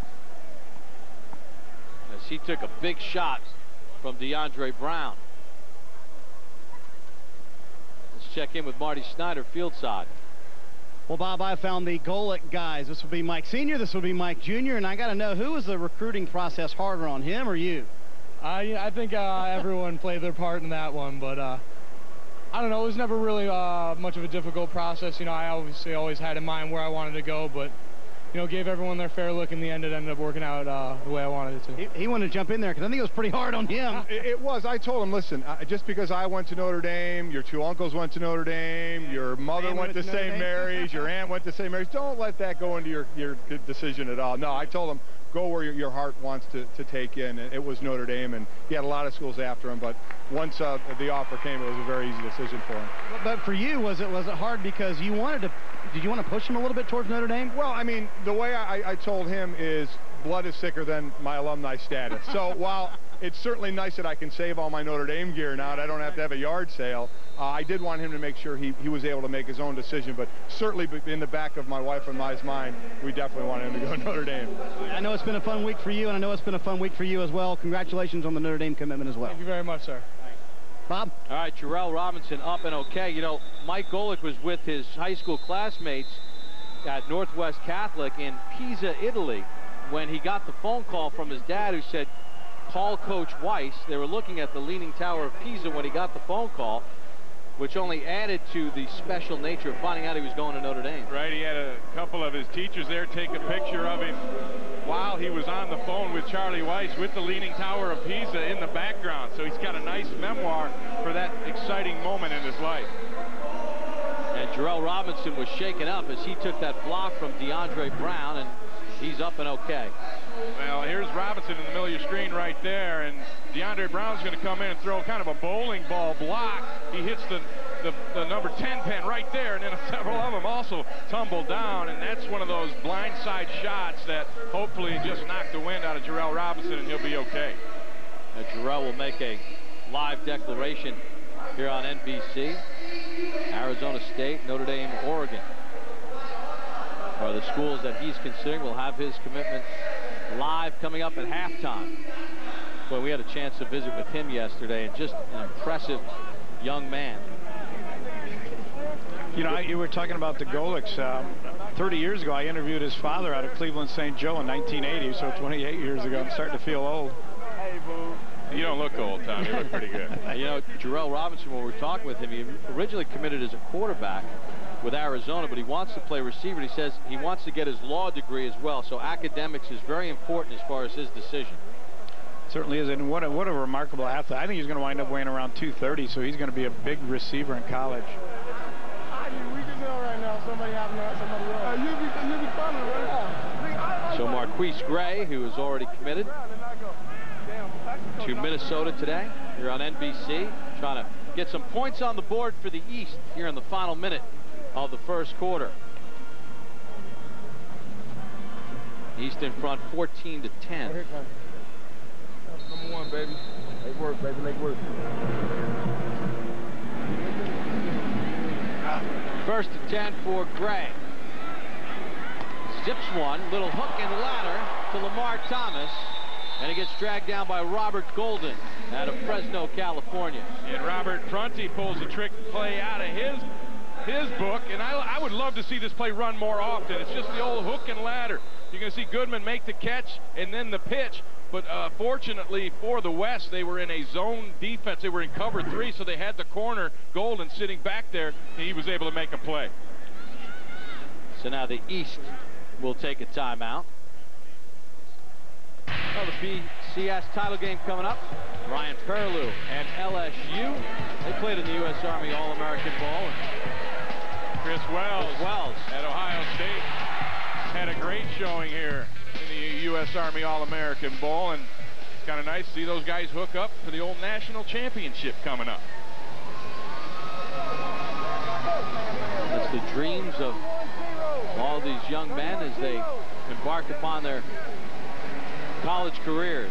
Mark Thomas, he's going to Ohio State. All the boys, drop. I see y'all boys. Not shy in front of a camera, that's for sure.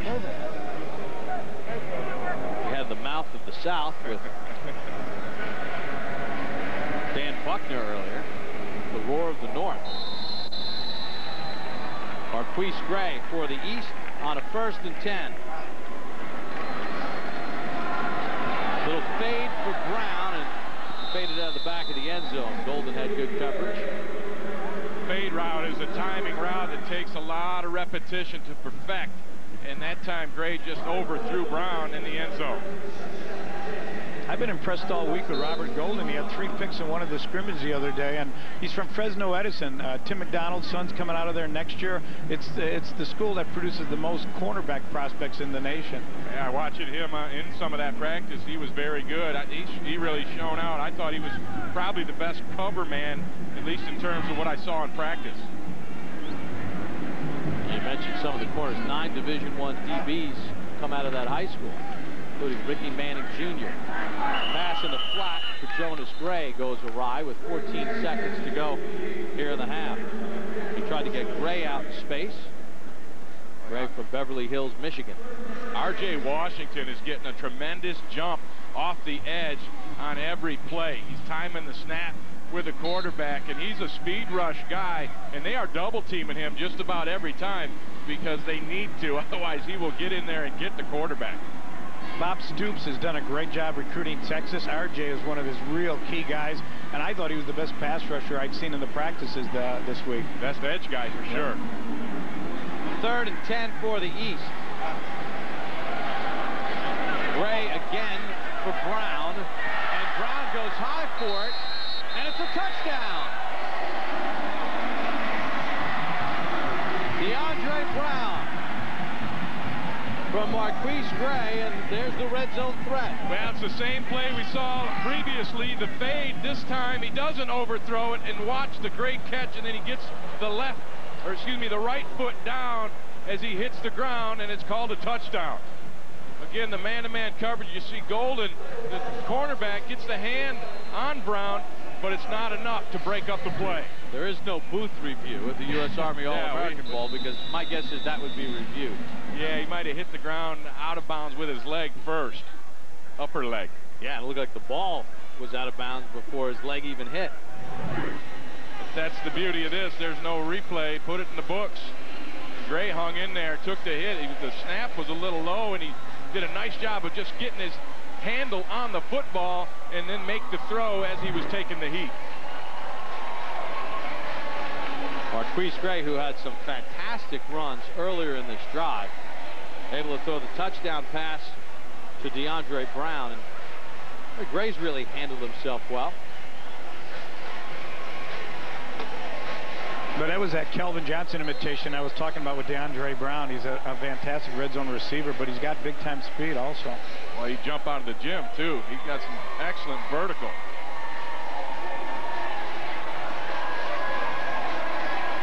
When you're 6'6" and you can jump, that's a pretty good combination. Blair Walsh on for the extra point.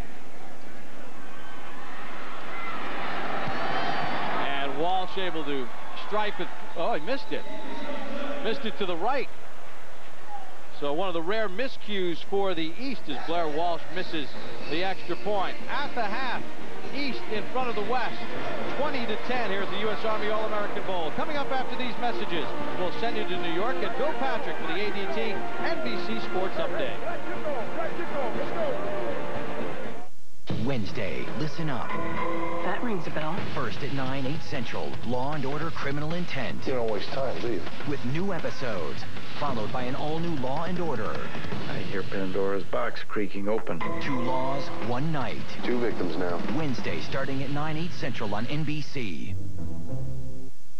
Discover the styles of the Starving Artist's Art Sale. Discover the beauty that real hand-painted oils can bring to your home. Original sofa-size paintings sold elsewhere for hundreds of dollars, as low as $19. Smaller paintings from $7, and absolutely nothing over $59. This Sunday only, discover the Starving Artist's Art Sale. In Peabody at the Marriott, in Marlborough at the Best Western Royal Plaza, in Manchester at the Highlander Inn, and in Braintree at the Sheraton. This Sunday, 11 to 4.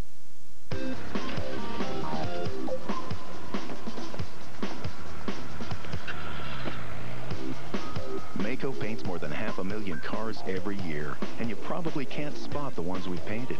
But you can always spot the ones we haven't. What? Maaco, America's body shop.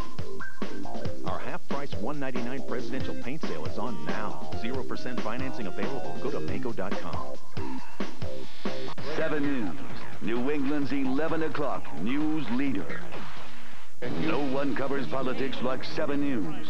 When Iowa voiced their choice, more viewers turned to 7 to get the results. Mike Huckabee is projected as 7, the only station with more reporters in more places.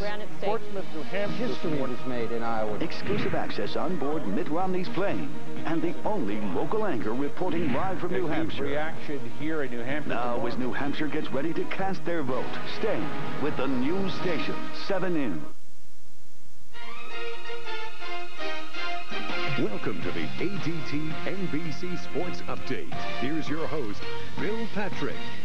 And welcome to our New York studio. We'll look ahead to our NFL wildcard doubleheader shortly. But first, NFL news, and no surprise here whatsoever. Tom Brady has just been named NFL MVP. He collected 49 of 50 votes from a nationwide panel of media members. Brett Favre of the Green Bay Packers got the only other vote. Brady, the first Patriot to ever win the award. On to college basketball now, and one of the remaining unbeatens, third-ranked Kansas, visiting Boston College. We pick up the highlights in the first half. Mario Chalmers finds Brandon Rush for 3. That caps a 26-5 Jayhawk run. Second half, Jayhawks on the break. Darnell Jackson fills the lane. Kansas beating BC 85-60. Kansas now 14-0 for the second time in the last 4 years. They've won 9 in a row on the road. On to the Big Ten. We've got Iowa and Wisconsin. First half, Wisconsin with the inbounds pass. Some nice movement. Brian Butch slams it home. Wisconsin up by 6 at the half. Second half, Butch continues to have a big day, working down low this time on the blocks. The nice layup for Butch. He had 22 on the afternoon. Wisconsin beating Iowa 64-51. The Badgers now 54-3 in Big Ten games at home since 2001. Very impressive. Time for our ADT Good Sport Award. For that, we go to college football and a nice story from Wednesday night's Fiesta Bowl. It involves West Virginia's interim head coach, Bill Stewart. Virtually unknown until Rich Rodriguez left for Michigan, Stewart was thrust into the spotlight, and the Mountaineers responded, shocking Oklahoma. After the game, Bill Stewart was named the full-time head coach at West Virginia. We honor him with the ADT Good Sport Award. And when we return, we'll look ahead to today's wildcard games in Seattle and Pittsburgh. But first, we'll step aside for these messages from your local station. Truckers will tell you, commanding 10,000 pounds is hard. Keeping it in line, downright hell. This truck's got a trapezoidal frame and big old leaf springs that'll help you stay on track.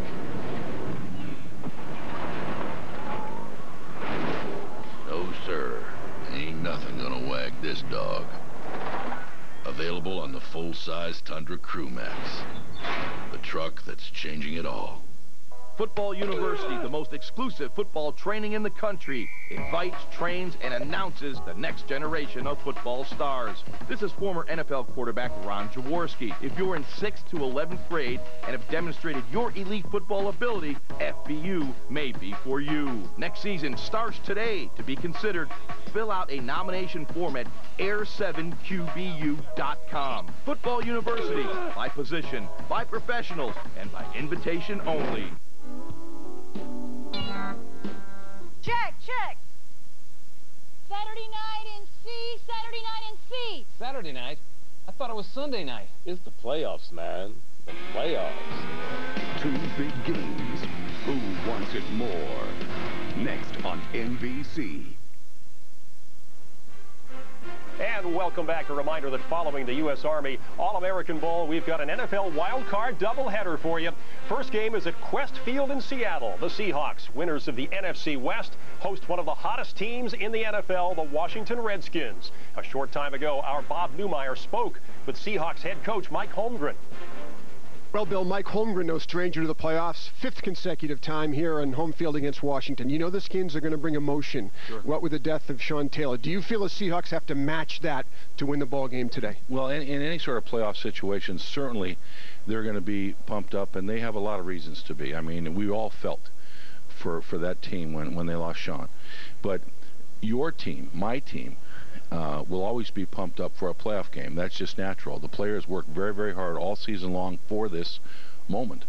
And regardless of who you play, your team has to be pumped up, and I'm not worried about our guys today. All right, if you had one aspect of your game that has to do well today, offensively, defensively, what would you pick? I would pick our defensive front 7. I think if I had to pick one, I think we have to do a good job stopping their running game. I think that's very, very important. All right, Mike Holmgren. Dion Bridge will not play today for the Seahawks. He's out with a calf injury. Redskins and Seahawks later, right here on NBC. Bill, back to you. All right, Numi, thank you so much. Game 2 of our wild card doubleheader is in Pittsburgh. Prime time between Jacksonville and the Pittsburgh Steelers. A lot of people think this matchup is the best one of the weekend. I expect Jacksonville to come out and do a lot of the same things they did the first time we played, because they had success with it. They beat us at home, and we have a bad taste in our mouth. We don't want that to happen again. We hate losing at home, so it's going to be a physical game just like it was last time. We're just going to play smash mouth football. The elements, the conditions, it's always going to be cold. You never know, it might be snowing. So we got to be ready to go. We got 2 great backs in Freddie Taylor and Maurice Jones-Drew, and we got a great receiving core. They're going to have to stop one of them, but the other one should take off. All right, so first up, it's the Skins and Seahawks from Quest Field in Seattle, followed by the Jaguars and Steelers from Heinz Field in Pittsburgh. It all gets started at 4 p.m. Eastern with Football Night in America. Enjoy the NFL later. We'll get you back to San Antonio right after these messages from your local station. This has been the ADT NBC Sports Update. ADT Security Services, the world leader in home and business security. The playoffs begin on NBC. 2 big games, 1 goal. Can the Hall of Fame coach lead these Redskins to greatness against a seasoned Seahawk offense? Then at night, after clawing their way into the playoffs, can the Jaguars overcome Big Ben and a gritty Steeler defense? Next on NBC. At Amica, we've been in the car insurance business for over 100 years. And in that time, we've learned something very important. I've got a 4-door convertible minivan with a side impact alarm system. Everyone is different. But there is one thing that people who call Amica have in common. I want to be totally covered. Amica customers understand how important choosing the right coverage is. That's why when you call, we'll take the time to understand your needs and then make sure you understand all your options, like the right amount of property damage liability coverage and uninsured motorist protection. This can save you a lot of money in aggravation if you have an accident. So call Amica today. It's the difference between being covered And being really Sleep through the night covered. Call now and you could receive a 15% Excellent Driver Plus multi-car discount, 10% higher than the standard multi-car discount. We'll take the time to make sure you understand your options and get the right coverage. That's how I like to be covered. That is how I like to be treated. Amica. It's not just how you're covered, it's how you're treated. Discover the textures of the Starving Artist's art sale. Discover the beauty that real hand-painted oils can bring to your home. Original sofa-size paintings sold elsewhere for hundreds of dollars, as low as $19. Smaller paintings from $7, and absolutely nothing over $59. This Sunday only, discover the Starving Artist's art sale. In Peabody at the Marriott, in Marlborough at the Best Western Royal Plaza, in Manchester at the Highlander Inn, and in Braintree at the Sheraton. This Sunday, 11 to 4. Upload your hottest high school shots, tackles, and touchdowns at WHDH.com. It's the 2008 U.S. Army All-American Bowl, a day of declarations and big plays as 80 of the top high school players in the United States compete for the final time on the high school level. It's a day in which these players will never forget as they make great plays on the field and carve their future as they decide where they'll go next, as we welcome you inside the Alamo Dome in San Antonio. The East leads the West 20-10. Bob Pompa, Ray Bentley, Tom Lemming here in the booth as you take a look at some of the past players of the year here at the U.S. Army All-American Bowl, right? Well, I remember Jimmy Clausen having a great game when he was here, Mitch Mustaine as well, and you can see those are some pretty big names in college football. All right, let's send it down on the field to Marty Snyder. All right, guys, well, Terrell Pryor gets the most prestigious award in all of high school football. He gets the U.S. Army All-American Player of the Year Award for 2007. He joins people like Kevin Jones and also Adrian Peterson. We will bring in the Sergeant Major Kenneth Preston of the U.S. Army. Come on in, Sergeant Major, and you can present the award to Mr. Pryor. How you doing? Well, I'm Sergeant Major Army Ken Preston, and, you know, we're here today to recognize excellence. And I want to introduce real quick Sergeant Hayes Seeker, who's the Army's Soldier of the Year, and also Staff Sergeant Jason Seifert, who's the Army's Non-Commissioned Officer of the Year. You know, we're here to do this presentation to Terrell Pryor, you know, who's totally awesome. He's out of Jeanette, Pennsylvania, and we're also very proud of him. And with that, we got the Player of the Year trophy. So there you go. Terrell, what's it mean to be in a category with guys like Adrian Peterson and Kevin Jones? I mean, it's a great thing. I mean, they're starting to be a little bit legends, and they're top on the NFL right now, and they're on the NFL. So I mean, it's great to be in a category with them guys. All right, Terrell will head back out to the field and try and keep the East in the lead and win this game, Bob. All right, congratulations to Terrell Pryor as we take a look at some of the players who have already declared today. Ryan Williams got things going early for us. Still to come, Jarrell Robinson, A.J. Harmon, Solomon Kohler, and Patrick Johnson. Our next declaration is set. A lot of people wondering where Jarrell Robinson's going to go. Lewis Johnson has the answer. Yeah, there's high anticipation down here for this one. And I've been watching Jarrell Robinson over the last few minutes. And, Bob, he's been looking back and forth at these hats, and I'm not quite sure that you know. Mom is here, stepdad is here. Jarrell, you're one of the most athletic athletes in the country. You're going to play wide receiver in college. But the question now is where? Arizona State, Notre Dame, or Oregon? Which one? I'm going to have to stay in state and go. Oh, my goodness. Coach Harrison's a great guy, and I like to put the step in the place. Now, I know you've been under a lot of pressure here from the guys who committed to Notre Dame. How did you deal with that, and how did you stay in state, which I think Mom is happy about? I just prayed on it. I prayed on it every night, and it was a tough choice. I mean, with the pressure they put on me, I just tried to handle it the best way I could, and I made the right choice for myself, not everybody else. Wow, that's a shocker. Good luck to you. Okay. Bob? Well, let's take a look at the scouting report of Jarrell Robinson. Tom, he picks Arizona State.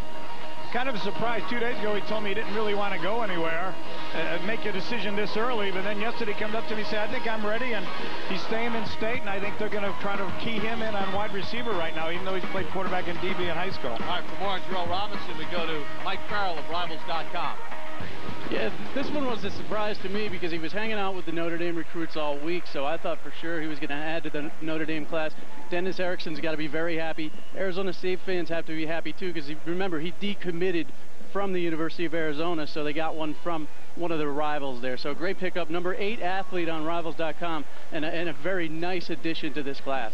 Yeah, it's very interesting. Jarrell Robinson, when we talked with him, said academics, the tradition of Notre Dame was big. Then do I stay at home? Do I be a big fish in a small pond? And he decides to go to Arizona State. So a pretty big get for Arizona State, right? No doubt about it, and I think Mom had a lot to do with that. Parents wanted him to stay home in Arizona, and I think that's what won out in the end. All right, Tom, your take on some of the declarations we saw in the first half. Well, none of them really were surprised except for Jarrell Robinson, but I think Marquise Gray going to Minnesota, I think, sets the tone for Tim Brewster.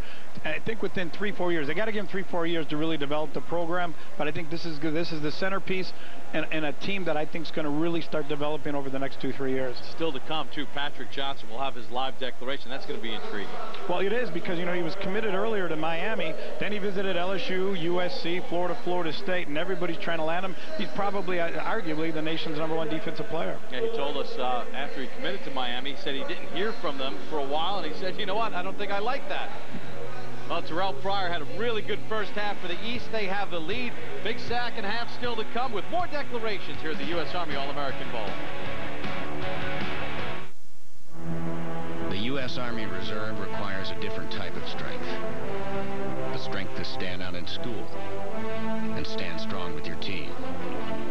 The strength to serve your community one day and your country the next. The strength to take your career to a whole new level. Be a stronger citizen, a stronger soldier, a stronger person in the U.S. Army Reserve. There's strong, and then there's Army Strong. See what it's like at GoArmy.com. The phone company has an important message for its customers. Don't listen to Vonage. Well, over 2 million people have already joined Vonage. Oh, really? With Vonage, you get unlimited local and long-distance calls for just $24.99 a month. Unlimited for just $24.99? What do you charge? Hey, for over 100 years, the only thing we've changed is... Your prices? Whoa. Sign up now with Vonage and get 1 month free using your high-speed internet connection. Call 1-888-765-4866 or go online today. The 2008 U.S. Army All-American Bowl is brought to you by Toyota, moving forward. By Lincoln Financial Group, for the means and financial confidence to say, hello, future. And by the U.S. Army, there's Strong, and then there's Army Strong. Find out more at GoArmy.com. As we get set for the start of the third quarter, the men and women of the U.S. Army enjoying today's game here in San Antonio, Texas. East meets West. And the West in the white on the short end of a 20-10 score. They will kick off to start this third quarter. Justin Sorensen will kick the football away. The thing that stuck out to me in that first half, Bob, was the intensity and the hard hitting of this ball game. Brown on the return for the East. He had a touchdown late in the first half as he gets toppled at the 31-yard line. Tackle made by Marcus Wright. And that's where the East will start 1st and 10. DeAndre Brown also had that big block on Jarrell Robinson in the first half. Star Jackson back in at quarterback for the East. Still to come, A.J. Harmon as part of our live declarations here on NBC. On a 1st and 10, they run it with Ryan Williams right into the teeth of the defense. He picks up only a couple. Keep track of all the players who have already declared on our declaration tracker. Ryan Williams, the first to declare, live here on NBC when he selected Virginia Tech. Gonna go play some Beamer ball. So 2nd and 8 for the East. With Star Jackson from Fort Worth, Florida, who is committed to Alabama. Under pressure right away, gets away from it, is able to complete it to DeVere Posey. First time Posey has hauled in a pass today. Wes Horton came off the edge, and he had Star Jackson in his sights. Jackson showed you the speed and the acceleration to get outside, away from that pressure, and then threw a strike on the run. Posey going to Ohio State. A lot of people talked about him over the course of the week as maybe being the top receiver here, a fantastic route runner, and he's got nice size, too, at 6'3", 190.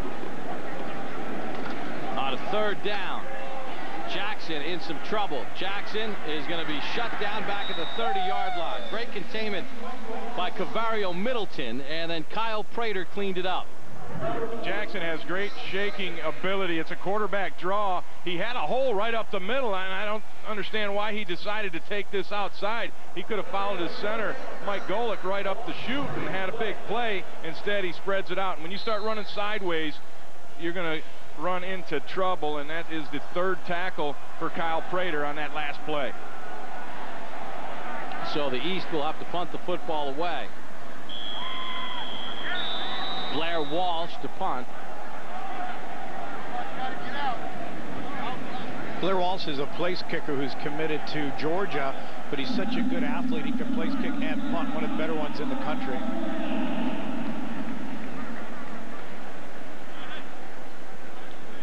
And a penalty against the East. They had too many men on the field. Back deep, Aaron Williams for the West. Walsh just gets it away. Brewster nearly blocked it. Williams cut down in his tracks. Nice open field tackle made by Patrick Johnson, who will make his declaration a bit later on. 3rd quarter action here at the U.S. Army All-American Bowl. If you're looking for a home security system, or even if you already have one, ADT can give you so much more. Like an easy way to arm and disarm your system with the touch of a button, even turn on your lights. You can also get fast alarm response from our advanced network of monitoring centers, plus great local service, our exclusive theft protection guarantee, a money-back guarantee, and monitoring rates for about $1 a day. Call now and save over $250 when you buy ADT's family package. ADT, always there.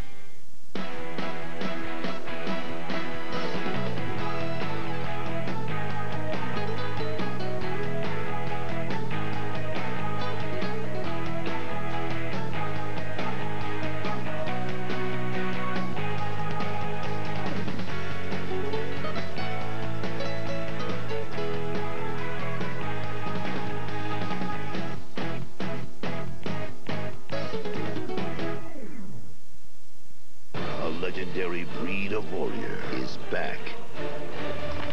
American Gladiators, 2-night premiere event starts tomorrow 9/8 Central on NBC. 3rd quarter here in San Antonio, U.S. Army All-American Bowl. East leading the West. Time for another declaration. Marty Snyder's with A.J. Harmon from Louisville, Georgia. Marty? All 6'5", 320 pounds of A.J. Harmon right here with me, ready to declare. He has narrowed it down to a couple of schools, 3 schools actually. Originally committed to Clemson, one of the best offensive linemen in the country. Clemson right here, and we also have Georgia and South Carolina. A.J., who's it going to be? You know, straight up from Walker, Georgia, I got to do it for my city, baby, Walker. There you go, the University of Georgia, and what a steal for Mark Richt. They thought he was going to Clemson, but he's going to Georgia. Why Georgia? Call, man, I mean, that's what my hometown is, and, you know, I know it could be some trouble when I get back home with guts and everything. Hopefully, by the time I get back home, we'll settle everything, but this, you know, this right here, this shout out for my city, Walker, Georgia. All right, there you go. Georgia already with a top 3 class, Tim, and that's a, Tom, that's a terrific pickup for them. It sure is. This guy's 320 pounds. I think he'd be an All-American prospect, offensive tackle, offensive guard, or defensive tackle. He had a good 2-way career, but I think Georgia wants him at offensive guard. So A.J. Harmon picks Georgia. Legal shift called against the West on that 1st and 10 pass by Dane Christ, intended for Dan Buckner. Well, a big day here on NBC. Of course, these players making their declarations. They'll go on to college, and many of them you'll see in the National Football League. We have the wild card doubleheader today as Seattle plays host to the Washington Redskins, followed by in prime time the Pittsburgh Steelers and Jacksonville Jaguars here on NBC. Shoemate trying to fight off Patrick Johnson. And he gets about 5 yards out of the play. DJ Shoemate from Anaheim, California, committed to USC. And there's Patrick Johnson, who will make his declaration live here on NBC a little bit later on. DJ missed his entire junior year due to injuries and put together one heck of a senior campaign. Pete Carroll's getting himself a very good offensive player with strong hands and a strong body. So 2nd and 9 for the West with Dane Christ at quarterback. Christ, little pump fake, looking deep, and it's incomplete.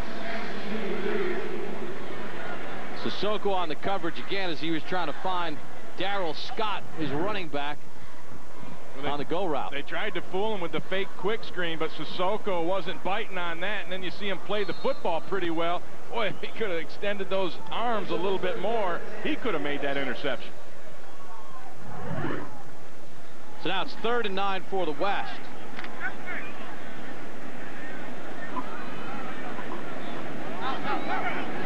Michael Floyd, split to the top of your screen.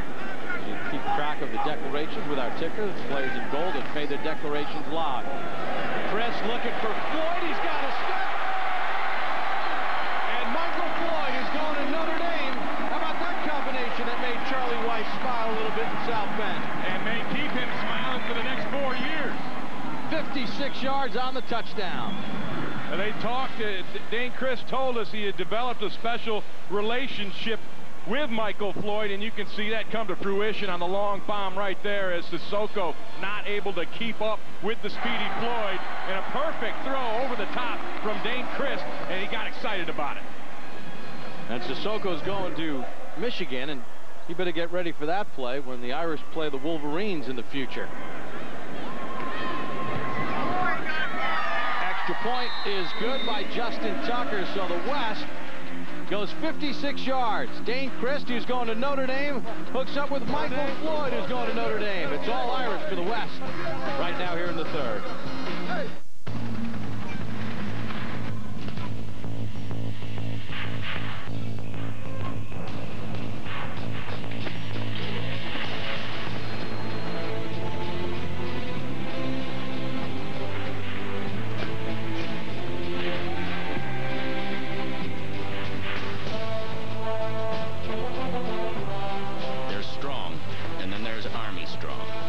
Like at GoArmy.com.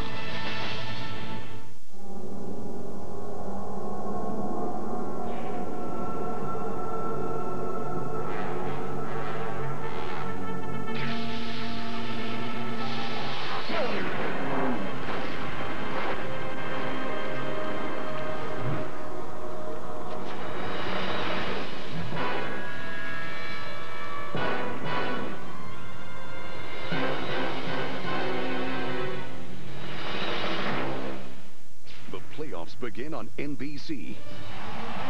The Hall of Fame coach, a powerhouse offense, 2 relentless runners, the steel curtain, 2 big games, 1 question. Who wants it more? Next on NBC. A 56-yard touchdown pass from Dane Christ to Michael Floyd. 2 players who have committed to Notre Dame, has the West within 3. Here at the U.S. Army All-American Bowl in San Antonio, Texas. West to kick off as Justin Tucker will kick it to Darius Barksdale and DeAndre Brown. Barksdale on the return for the East. Barksdale just across the 22-yard line where he's knocked down there. Well, players get selected to come to this game. Some cannot due to injury, others for more severe reasons. You get a look at Robert Quinn from North Charleston, South Carolina. Marty Snyder has more on Robert Quinn. Bob, Robert really is one of the best stories here at the U.S. Army All-American Bowl. On October 29th, he collapsed at his house and had to have emergency brain surgery the next day. Couldn't obviously play for the rest of the year. He had a brain tumor. They removed it, but doctors say that he should be able to resume his sporting career. He also wrestles and plays football, and he's a two-time wrestling champion in the state of South Carolina. On Monday, he has a doctor's appointment. He will get doctor's approval. He hopes to go back to sporting events. He should wrestle next week is his plan. Would love to be here in the game, but even though he had that, still heavily recruited. Alabama, Auburn, North Carolina, and South Carolina still hot on the trail. In fact, he had back-to-back meetings with all of those coaches in a 4-day time span early in December. Tom Roberts, an outstanding player. We wish him nothing but the best. Oh, you know what? The Army always, when they talk to me about who we're going to select, they say they want kids not only with great athletic ability, with integrity and great personality. And Robert was a no-brainer this year, and we knew he wanted in the game, and I know he's going to be ready to play next season. Terrell Pryor on the first play of this drive had a nice run, and now Ryan Williams picks up about 7 or 8 on a 1st and 10. Ryan Williams missed part of his senior season with an ankle injury. He's back at full speed now, and he showed you some ability that he has to run between the tackles. Even though he's only 5'10", 200 pounds, he's still got the power to get it done in there. He kicked the day off with the first live declaration, selecting Virginia Tech over Boston College and Rutgers. 2nd and 2, he's in the backfield with Pryor. Pryor's going to keep it. Pryor finds his way to the edge and dives ahead for the 1st down. He's so elusive. Even when he looks like he's contained, Ray, he finds a way to get plus yardage. Well, he's got the #1 on his jersey for a reason. I think he's the #1 player out on this field, and he's shown it from the beginning. Here's the first play from scrimmage today. He busts off a 22-yarder, finished off that drive with that touchdown. Also had a 58-yard pass in that drive, and when he has been in there, the East offense has moved smartly down the field. You know, keep an eye on number 72, the left tackle, Mike Adams. He's a legit 6'8", 315 pounds. Looks like he put another 30 pounds, but he's the offensive lineman that really impressed me this past week. He's from Dublin, Ohio. Pryor zips a bullet, and there's the arm strength, but a little too much looking for DeVere Posey. And I got to think that Pryor saw the coverage and the safety coming over and intentionally threw that one away. And you see DeVere Posey. He's from Cincinnati, carried a 4.0 grade point average at LaSalle High School. Became friends this past summer with Chad Johnson of the Cincinnati Bengals. In fact, Chad Johnson spoke at DeVere Posey's jersey presentation, and he wears number 85 in honor of Ocho Cinco. Right, met him when he was visiting the Bengals training camp and struck up a relationship. 2nd and 10. Pryor sheds 1 tackler and able to get about 6 yards on the play. Mike Matui got the original hand on him for the West, but Pryor elusive. You know, Matui's father played at Penn State and with the New Orleans Saints, and I think of all the players on the field that have less recognition and with great ability, I think Mike's the guy you could point to. 121 tackles as a senior, 4 sacks, 24 tackles for a loss, 2 interceptions, both returned for touchdowns. And he missed, what, the first 3 games with a broken foot? First 3 games. When he came back, it looked like nothing had happened. He was averaging 20 tackles per game. Carries a 3.0 grade point average at Mandeville High School in Louisiana. 3rd and 5 for the East. Williams in the backfield with Pryor. Pryor across the 40. He's got a 1st down. You heard the East coaches yelling, they're playing a cover 2. Ray, there's certain coverages you can and cannot play in the U.S. Army All-American Bowl. Right, Bob. You can play cover 0, which is man-to-man across the board with no free safety, or cover 3, which is a 3-deep zone. And on any 3rd or 4th down, you have to be in cover 0, that man-to-man coverage, except in the final 2 minutes of the ball game. And you'll hear that as part of our NBC wild card doubleheader. The Pittsburgh Steelers, who host Jacksonville tonight. Mike Tomlin, the head coach of the Steelers in his first year, learned under Tony Dungy in Tampa, where he got his start as a defensive backs coach, and the Steelers will mix in a little of that cover 2 along with their zone blitz. That's coming up tonight in primetime on NBC. Pryor over the middle. Posey gets separated from the football by Raheem Moore, who's going to UCLA from Los Angeles, California. And Raheem Moore likes to hit people. In fact, in the Thursday practice, here he is in the middle right here. In the Thursday practice, he hit guys twice. Big slobber knocker hits. The coach had to come over and tell him to cool down. Hey, save it for the ball game. Well, he did save one for the ball game, delivering the blow at the end of this play. Tom, what about the talent of Raheem Moore? He's not lacking in confidence either. He's a very talkative young player, but he's got 10,700-meter speed, and he's got great size for his safety. He's got great speed to the ball and tremendous range. He had 6 interceptions, 2 returned for touchdowns this year. Inside handoff, Lamar Thomas has a first down and more to the 15-yard line before he's cut down there. And we've seen Thomas break free on this play a couple of times. Just an inside zone, and he has the vision to make the read. A nice block in there by the center, Mike Golick, to knock that 3 technique away from the hole, and then the cut. Outstanding there by Thomas. And here's some of the blocking that you see. There's the big guy we talked about right there, Mike Adams, and he takes Kyle Prater for a ride. He might have to buy a ticket to get back in the ball game. Gain of 23 on the play. 1st and 10 for the East. Final minute of the 3rd. Look at the move by Pryor as a flag comes in late. Picked up 5 on the play. But I think the East is going to get called for a hold on the edge. And it is against the East, a holding call. Well, Terrell Pryor has really flashed his excellence here in the ball game. Marty, you have a little bit more on the product from Western Pennsylvania. Well, Bob, we told you when the show started he was going to put on a show today. He's certainly done that. Can you imagine being the #1 recruited player in the entire country? Terrell told me earlier this week, he said that on days he would get 200 text messages. He said he had to up his phone limit to unlimited text messages because it was costing him too much money. Just all this attention. I tell you what, the East guys really tell me that Ohio State looks good for Terrell Pryor, but he wants to go to that spread offense, a 60-40 pass, if you will, and that 40% run, I think he would like to see himself run at least half of that time. And he told us winning a state title sealed his career. He's going to make a visit to Duke, but Duke fans, don't get your hopes up. He just has a relationship with Coach Cutler. Now he lobs one left, and he's got a touchdown to John Goodman. 25 yards. Pryor finds Goodman, and Ray, how about the arm strength? He threw it all the way across the field. You can't run this play unless your quarterback has a rocket for an arm. Here's Goodman starting on the right side. He's going to run all the way across the field to the left side while Pryor rolled to the right and then had to make that throw going back against the grain, against his body on the run, and he still was able to get it to him. Terrell Pryor throws the touchdown pass to John Goodman, who stays in to hold for the extra points. Goodman is already committed to Notre Dame. Bobbled snap, and Goodman can't get it down. So 2 missed extra points by the East.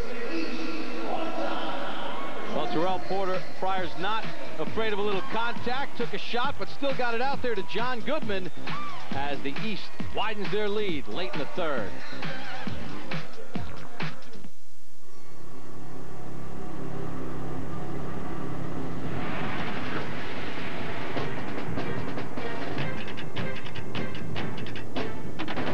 No matter how demanding my workout is, I'm not done until I finish it with EAS Myoplex.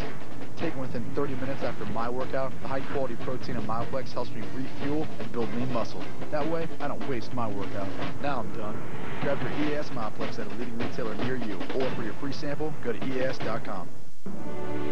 They can be aviation electricians, healthcare technicians, computer technicians, but no matter which path they choose, they all start right here. I did all my research, and I can get money for college. If your son or daughter wants to talk about the Army, listen. You made them strong. We'll make them Army strong. To learn more about the Army's 150 different career opportunities, visit GoArmy.com. The world's toughest Cowboys take on the world's toughest city. Hang on tight when the PBR rocks the Big Apple. Tomorrow on NBC. East quarterback Terrell Pryor told us his dad Craig said stay humble. His dad does a lot of talking with the coaches. He celebrates that touchdown pass with his teammates as the East leads the West here at the U.S. Army All-American Bowl in San Antonio. His father, Craig Pryor, has a debilitating disease called CMT. It has him wheelchair bound, and he's really hoping to be able to get some medical treatment, but he also said he didn't want his condition to affect his son's choice in terms of where he's going to go to school. He wants it to be all of Terrell's decision. Blair Walsh to kick off for the East. Sam McGuffey from his own goal line. McGuffey trying to find some room and run out of bounds at the 22-yard line. And there's Terrell Pryor. Look at the numbers for his performance today, and keep in mind he's only playing 1 out of every 3 series. I gotta think if he had played every series in this game, his numbers, Bob, would be astronomical. Mike Farrell, he's been very impressive today, hasn't he? He has, and you know what? I agree with Tom that it's going to come down to probably Michigan and Ohio State. Terrell showed up with a Michigan sweatshirt just to sort of give some of the Ohio State commitments here a little grief. They made him take it off immediately in the lobby before he could even register.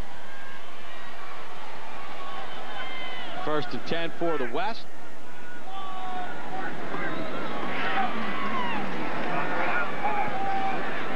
Luck in at quarterback. And zips a pass to the outside to Jermaine Kearse from Lakewood, Washington. He's committed to the University of Washington. Well, Andrew Luck showed you the arm strength on that last throw, a timing route from the far hash out to the numbers, and he threw a frozen rope out there and showed you that he's got a cannon as well. To the final play of the 3rd quarter, 1st and 10 for the West.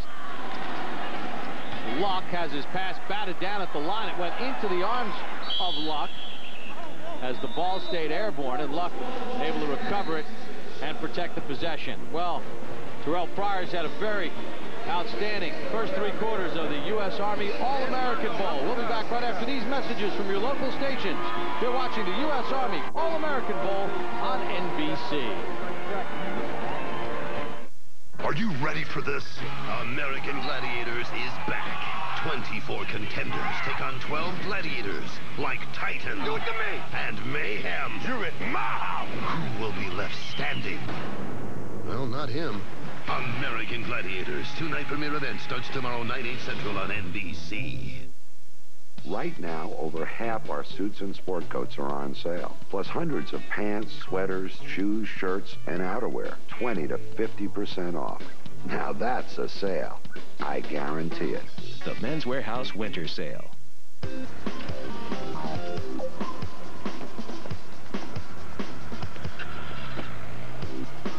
Maaco paints more than 500,000 cars every year, and you probably can't spot the ones we've painted, but you can always spot the ones we haven't.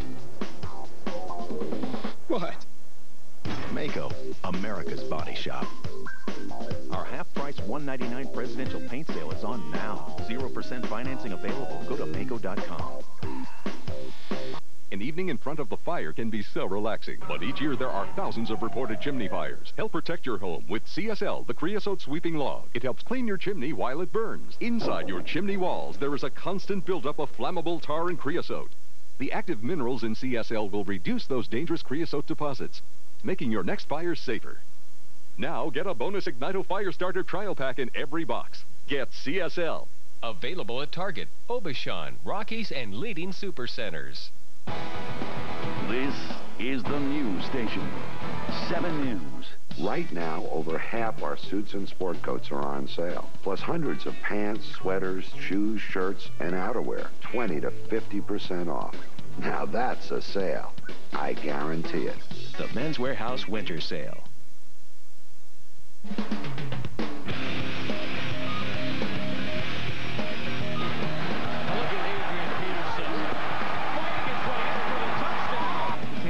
University of Oklahoma.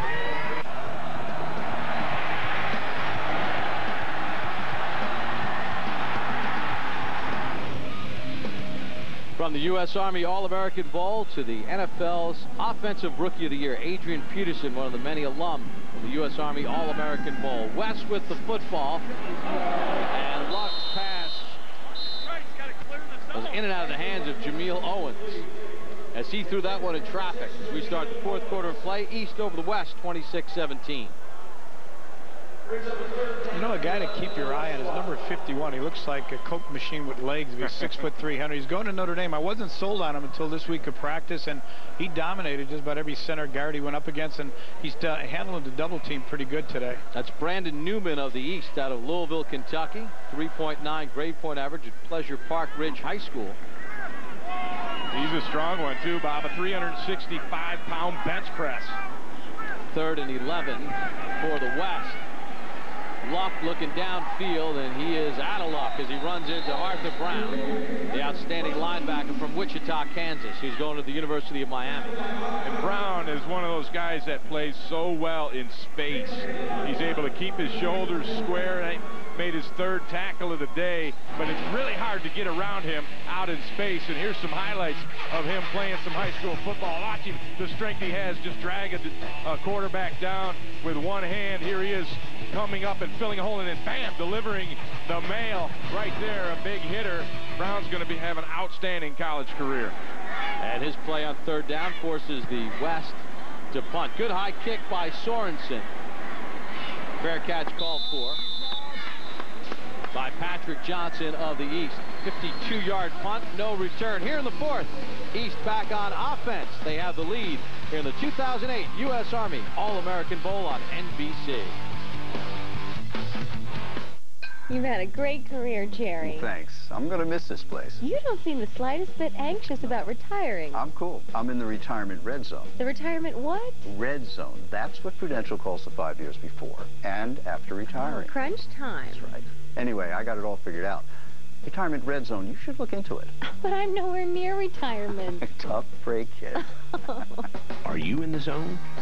The retirement red zone from Prudential. Get retirement right.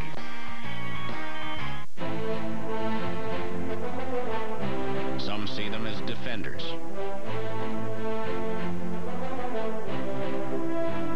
Leaders. Friends. A helping hand. No matter how you see a U.S. Army soldier, you can't help but look up. Get the strength to change the way people see you. There's strong, and then there's Army strong. See what it's like at GoArmy.com. The U.S. Army All-American Bowl is brought to you by San Antonio Convention and Visitors Bureau. Find yourself in San Antonio. By Prudential, helping you make the right financial moves in the retirement red zone. And by the U.S. Army. There's strong, and then there's Army strong. Find out more at GoArmy.com. Well, Marty Snyder, is Terrell Pryor tipping his hand a little bit? Around, Bob, down here on the bench, and look at Terrell Pryor's helmet. What is that I see? Is that a Buckeye on the back of that, Ray? That looks like a Buckeye to me, doesn't it? Now what happened was DeVere Posey, his buddy, put it on there while he wasn't looking. He showed up in a Michigan sweatshirt. Now he's got a Buckeye on the back of his helmet. He's got all of us confused down here. DeVere Posey is going to Ohio State. Pryor still has to make a couple of visits, so he is not ready to declare just yet. Yeah, one of the things he told us, though, is he has been recruited harder down here from other players this week than those 200 text messages he was getting every day. Guys have been on him all week long, and you'll find that happens a lot down here. You get guys together that are going to a school, and they find somebody they like and they think can help them out, and boy, they get after them. What a remarkable job Jim Tressel's done, not only keeping the great players in Ohio, but getting some outstanding players from out of state. Gray hands off to Thomas, trying to get to the edge, and it gets shut down nicely. So he tried to bounce it to the outside. Wes Horton made the initial hit. Wes Horton from Sherman Oaks, California. Lamar Thomas going to Ohio State. Pretty good group for Jim Tressel, huh? Unbelievable. You know, I always said that Phil Fulmer and Mac Brown and Pete Carroll, top 3 recruiters in the country, but you got to throw Jim Tressel in there with Urban Meyer and Charlie Weiss moving up very quickly. These guys do a great job. Jim Tressel just did a remarkable job out of state this year. You saw the name J.B. Shugertz. We'll talk about him, the offensive lineman for the West. When the West is back on offense, he's had an interesting weekend. Fumbled snap by Gray, and it's recovered by the East back at the 25-yard line. A little bit low on the snap, and you see Barrett Jones playing center, and he has not played center at all until he got here this week. And to give Mike Golick a break a little bit and to, spell him, Barrett Jones has stepped in there and done a pretty good job. A little low on that one. Blair Walsh to punt the football.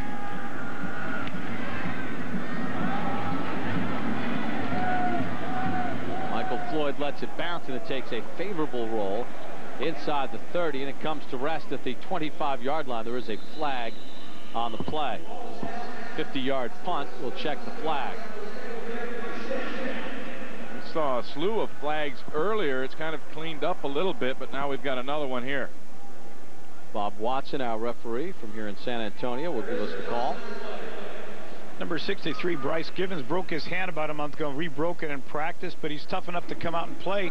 He's lost about 25 pounds due to some illness this past month, but he's playing at 240 at offensive line. He's got a lot of heart, and he was committed to Nebraska under Bill Callahan, has since switched his commitment to Coach Hawkins at Colorado.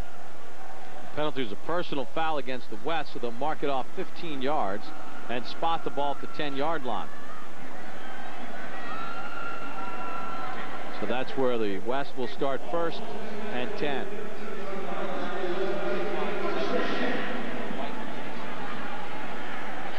They're facing a 9-point deficit here with 9 minutes to go. They're going to have to open up this offense, try to create a big play somehow. Blaine Gabbert over the head of Floyd and incomplete on a 1st and 10.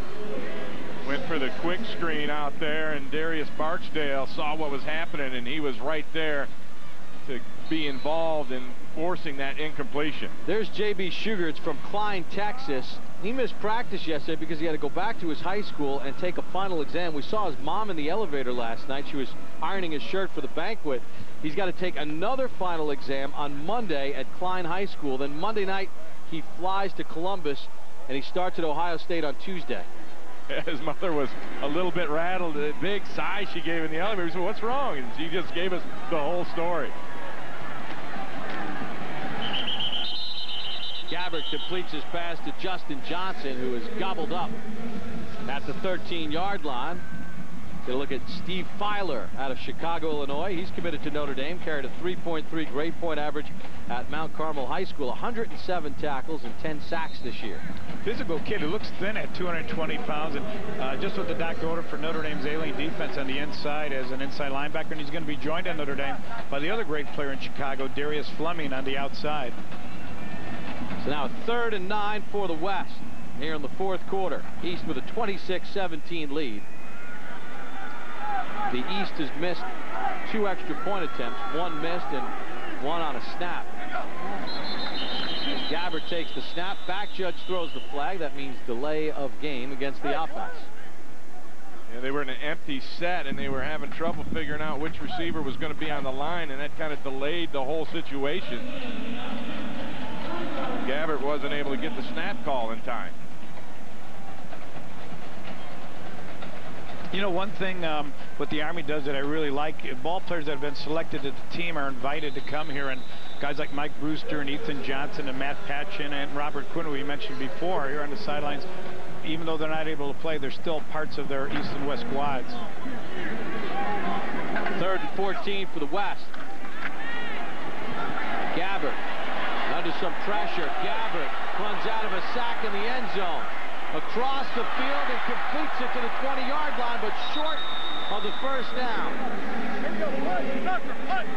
Good open field tackle, Ray, to prevent the 1st down, as it looked like the East and Darius Fleming was going to get a sack and a safety. Boy, I give Gabbert some credit for his elusiveness and then also finding a receiver. And if it wasn't for the great coverage by Brandon Smith and staying with his man over the course and length of that play, they could have had a huge one right there. But Gabbert showed you the strength, the core strength that he has with those guys just falling off of him. Smith made the tackle. He committed earlier here on NBC to Michigan. Patrick Johnson on the return goes backwards to his own 38-yard line. Still more declarations to come. Patrick Johnson, he'll declare, along with Solomon Kohler here in the 4th at the U.S. Army All-American Bowl. She's even more beautiful now. Are you me? Quite a while from now. So, how'd I do? You did great. But don't forget about us. Even in retirement, we still need financial advice. We have to protect and grow our money. You never know what's around the corner, Grandpa. Get to know your future self with Lincoln Financial Group at lincolnfinancial.com.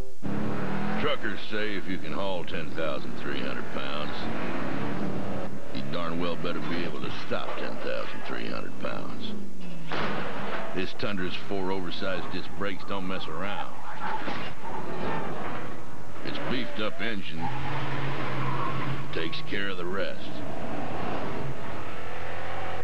Looks like man's got a new best friend. Available on the full-size Tundra. The truck that's changing it all. The playoffs begin on NBC. 2 big games, 1 goal. Can the Hall of Fame coach lead these Redskins to greatness against a seasoned Seahawk offense? Then at night, after clawing their way into the playoffs, can the Jaguars overcome Big Ben and a gritty Steeler defense? Next on NBC. Nolan Brewster, Javonte Johnson. Justin Tucker, I'll be attending University of Texas. Hook 'em horns. Very good day for the University of Texas, the U.S. Army All-American Bowl, the East leading the West here in the 4th quarter. As we're ready for another declaration, Solomon Kohler from Castle High School in Hawaii. Lewis.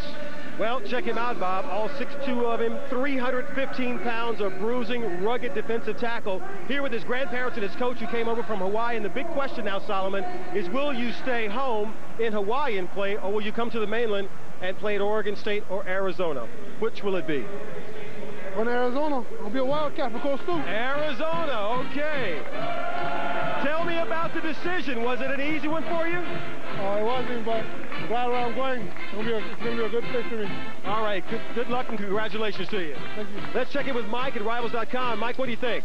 Well, it's been a big day for the Pac-10. That's their 3rd commitment. And, you know, getting him off the island is very important. Mike Stoops has made it a priority to recruit Hawaii. He usually gets a kid or 2 every year, and they usually end up being impact players. So the coach, Mike Tuiasosopo, is the one who has the unfortunate task of flying out to Hawaii to recruit these kids all the time. So you got to feel sorry for him.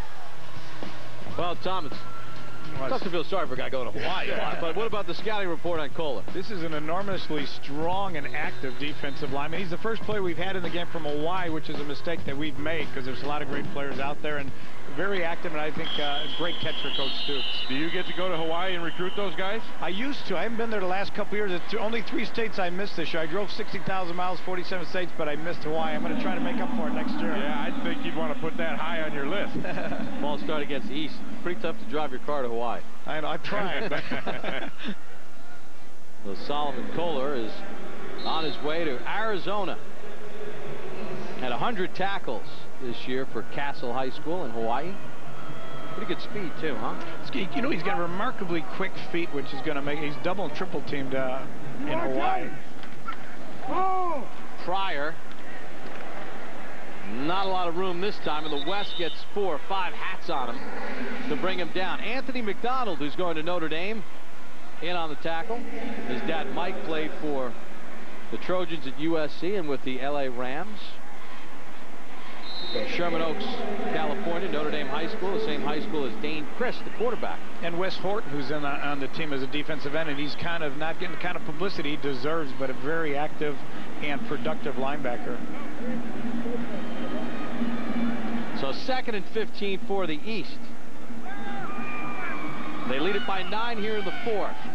West won last year. And now the East has to call a timeout. There was some confusion in terms of what that play was, and you saw Terrell Pryor giving some last-second instructions to some of his receivers out there, and by the time they got lined up, the clock was winding down, so they had to burn that timeout. Timeout called by the East. Facing a 3rd and long.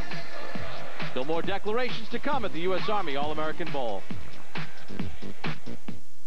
I was an intelligence analyst in the U.S. Army. Warrant officer with the 18th Airborne Corps. 82nd Airborne. Green Beret. 91 Echo, dental assistant. Chemical officer, and I served in Iraq. The Army taught me how to be a team player. To be decisive. I learned how to be a leader. To be strong mentally and emotionally. As it turns out, camouflage is a great way to get noticed. 150 careers in the strength America's top employers are looking for. I am Army Strong. I am Army Strong. See what it's like at GoArmy.com. I never thought I'd retire. I'm too young. I have too many goals. Wait. Who said I retired? Go, Bella. Keep pedaling. Keep pedaling. You got it. That other stuff, just a warm-up. Go, go! You're riding a bicycle. American Century Investments. Contact your financial advisor. Sunday, an all-new deal flashback. Whoa! 2 hours. 2 decades. All-new Deal or No Deal. Sunday, 7/6 Central on NBC. At the U.S. Army All-American Bowl in the first half, Terrell Porter keyed an opening drive for the East, taking them to a 7-0 lead. Blaine Gabbert with his gorgeous pass to Dan Buckner to get the West on the board. Then Jonathan Baldwin with this nifty touchdown catch for the East. In the second half, the Notre Dame connection, Dane Crest to Michael Floyd, 56 yards for the score. Been a well-played game here at the U.S. Army All-American Bowl. East right now in front of the West, 26-17 here in the 4th. And Ray, you made a really good point earlier about the amount of hitting we've seen in this game. Yeah, this is the 5th year that we have done this ball game, Bob, and this is the most intense, hardest hitting affair I believe we've seen. East with the football, facing a 2nd and 15. Inside handoff to Williams. Gets it to the 40-yard line before he's brought down there. McDonald again in on the tackle. And with Blaine Steinkuhler. Still to come in this quarter, Patrick Johnson, the talented safety from Pompano Beach, Florida, to make his declaration live here on NBC. And he's fun to watch play, and just to even watch him run around on the field, he's so fluid and athletic, it's amazing. 3rd and 8 for Terrell Pryor. Pryor can't find a running lane this time as he gets knocked down.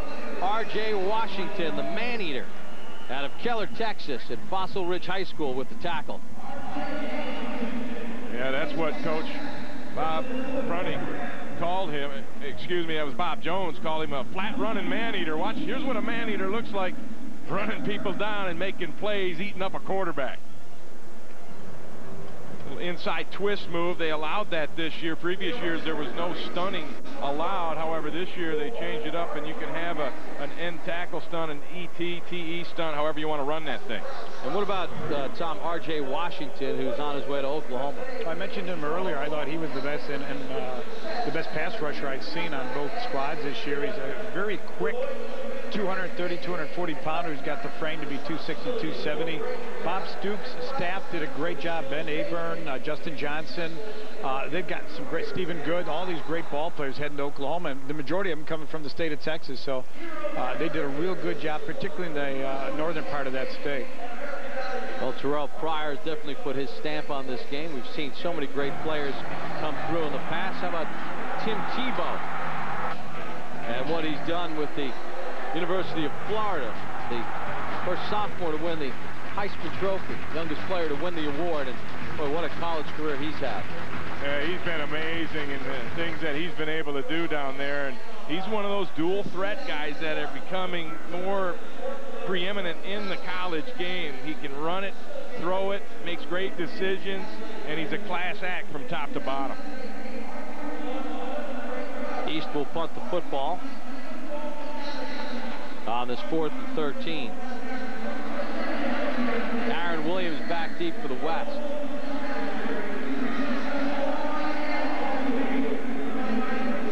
You know, some something we haven't seen is the brilliant running skills of Darryl Scott, because they've been behind most of the game, the West Quad, and he's the nation's #1 running back, 210 pounds, runs a 4.3, still undecided probably between Texas, Florida, and Colorado, and LSU. But so it's a shame not to really see what he can actually do. See part of the experience for these young men at the U.S. Army All-American Bowl, getting a chance to spend time with the soldiers. Walsh on the run. Walsh has the first down. Blair Walsh for the East goes 25 yards. And I don't believe that was a called fake by any stretch. Watch him, he feels the pressure. R.J. Washington all over him. So Walsh takes off around the edge and shows you he's got some athleticism and some speed as a punter, outraces the pursuit and gets the first down. Yeah, R.J. Washington got the pressure. Now watch Walsh here when he sees Raheem Moore, the big hitter for the West, coming up. Whoop, ball go out of bounds. He had a 3.1 grade point average, so he's pretty smart too. We talked about the athletic ability on the East Squad. Even the punter seems to be world class. So Terrell Pryor stays in the ball game in the East, maintaining possession. There's the speed and elusiveness of Pryor. Inside the 25-yard line, hit by Raheem Moore. It's a gain of 18. He is so good on the zone read option, where he's going to ride that handoff fake and he's going to read the defensive end. And then if he feels he can win, if he can beat that guy, he'll pull the ball and then take off to the hole up the middle, and nobody does it better than Pryor. At least at the high school level. And maybe at the next level, too. We'll see. So 1st and 10 for the East. They lead it by 9 here in the 4th. This time they give it off to Williams, and R.J. Washington on the tackle. Set it down to Marty. A little bit more on Terrell Pryor. Well, and the kid is such a fantastic athlete. We've been talking about football all day. We forget he's a terrific basketball player as well. And I think at one point in his life, grew up a huge North Carolina fan in basketball, thought about playing basketball at Pitt. In fact, committed there at one point, but decided lately, you know what? Football is, I think, my future. And I think he's got a good future from whatever he looks over, whatever he wants to do, right? Doesn't he? Looks like he's terrific, doesn't he? Unbelievable. He could do either, but he has changed his love to football. He's told us he feels like that's where he really is more comfortable, and that's his game. Marquise Gray in at quarterback for the East, and he dives ahead and gets a first down to the 13-yard line. You know, Marty was right, getting back to Terrell Pryor. Every school was bringing their basketball coach with them. I know Ohio State did it. West Virginia did it when they came to visit his football games this year. The head coaches of both football and basketball came to the games. You see the same kind of zone read, and Gray read it perfectly and picked up a first down. That's become one of the most popular plays in college football, a staple of the spread offense. Marquise Gray committed here on NBC earlier today to Minnesota. He'll play for Tim Brewster at Minnesota. 1st and 10, Gray again, and he's cut down by Mike Matui after a gain of 2. Boy, Matui showed you the quick reaction there. He had turned to take his pass drop, saw it was a quarterback draw, stuck the foot, and came back and immediately made the hit. Matui's another one, I think, that's going to be an outstanding linebacker, and not only in his ability to run and hit, but the ability to key and diagnose plays quickly. And he's going to linebacker U. Following the footsteps of his dad and his brother, who's a walk-on receiver there at Penn State. I knew who you were talking about. 2nd and 8. Gray for the touchdown. Marquise Gray. He made the read perfectly. That's been a huge, successful play for the East today. Watch him. You see R.J. Washington, the end on that play, crashed hard inside. So it was a definite pull read, pulled it out. There was nobody left. See that hard crash right in there? And then he just gets past Prater with the quickness on the inside, takes it straight up the field for 6 points. So the drive engineered by both Pryor and Gray, and it ends in a touchdown. As the extra point by Blair Walsh, who kept this entire drive alive, where he nearly had his punt block and ran with the football, and the East pads their lead. Marquise Gray with the touchdown run. East in front here in the 4th. in the 2008 U.S. Army All-American Bowl. The U.S. Army Reserve requires a different type of strength. The strength to stand out in school and stand strong with your team. The strength to serve your community one day and your country the next. The strength to take your career to a whole new level. Be a stronger citizen, a stronger soldier, a stronger person in the U.S. Army Reserve. There's strong, and then there's Army strong. See what it's like at GoArmy.com. Alex Klein is a real Geico customer, not a paid celebrity. So to help tell his story, we hired that guy who does those funny sound effects. My car was totaled over 1,000 miles from home. So I called Geico. And in less than 10 business hours, I got a check for a new car.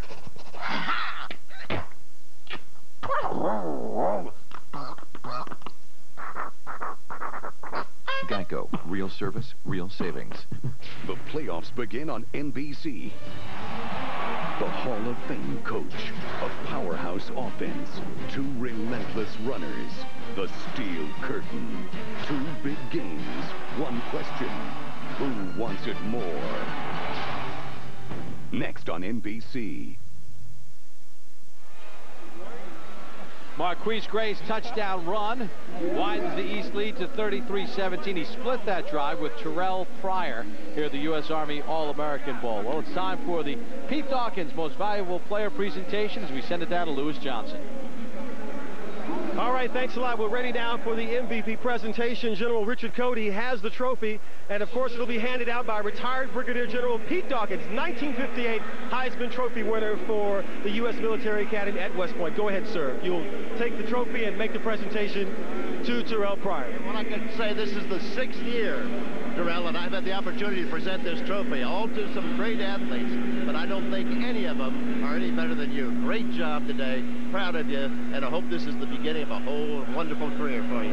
Good luck to you. Congratulations. And Terrell, what does this mean to you to have this award? I mean, it feels real good. I mean, all the great athletes that passed through and got this trophy. I mean, it's for me. It's for my teammates. I mean, line blocked real well. I mean, real good, and I mean, it's for the line for the E squad. And thanks. And we know that you're still waiting to make your decision on where you'll go. How tough is it to weigh all the options with all the pressure on you? I mean, it's tough. I mean, it's just tough just to make the decision, and hopefully I can make up my mind in end of February.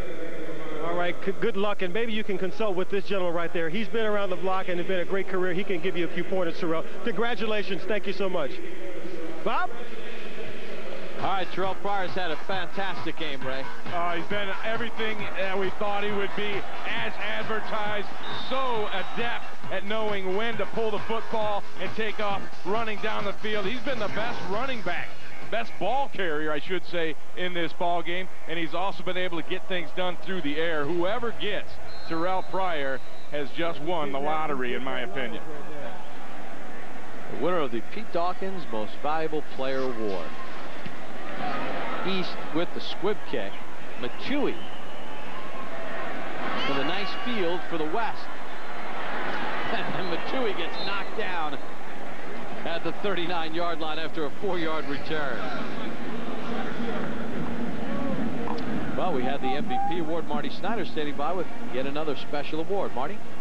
Well, Bob, I'm happy to present to you 3 men who have won the Silver Star. It's one of the highest individual honors awarded to a soldier who demonstrates extraordinary bravery in action. From right to left, we have Sergeant Jose Rivas. We have Captain Sean McQuaid, and over here, Sergeant First Class Christian Bryant. And Christian, tell me about this battle you guys were in to earn this award. Yes, sir. Basically, it just started out as a routine patrol for us to find out some caches and to look for an enemy that has been causing a lot of problems for us. It started out early in the morning, and it didn't really end until probably midnight the next night, with intense fires coming both ways. Well, we're glad you guys are back home. A 17-hour battle. They are your Silver Star winners. Well, congratulations to those soldiers, and once again, we thank them for all that they do for us here back in the United States. Yeah, let me echo that. It's amazing to me, and you look at the sacrifice that these young people make for our country, and their families, and everyone involved. You got to tip your hat to them and thank them from the bottom of your heart that we are able to live in a country that we do. Members of the Army enjoying the game. Dane Christ in at quarterback for the West, trying to rally his squad. Christ looking over the middle, and he can't hook up with his intended receiver, Darrell Scott, out of the backfield. Well, we have one more live declaration to come here on NBC. Safety Patrick Johnson of the East. He's trying to hold off Dane Christ of the West. You know, if Patrick does go to Miami, they've gotten the top defensive lineman, the top linebacker, and the top DB in the country. That would be a great coup for Coach Randy Shannon, and a coup that would be well regarded by the people in Dade and Broward County. Well, we know Dane Christ is going to Notre Dame. He hooked up with fellow future Notre Damer Michael Floyd for a touchdown pass earlier. 3rd and 10. Christ with a fastball through the hands of Brandon Smith, who committed earlier to Michigan out of New Brunswick, New Jersey. Fastball is right. You saw the arm strength of Dane Christ. However, he forgot about the accuracy on that one. Had his receiver open across the middle. That's 2 throws in this drive back-to-back that I think Christ would like to have back. But understand, they have had a very short period of practice and working together and trying to iron out the timing with his receivers. So the West down 33-17. Will go for it here on a 4th and 10.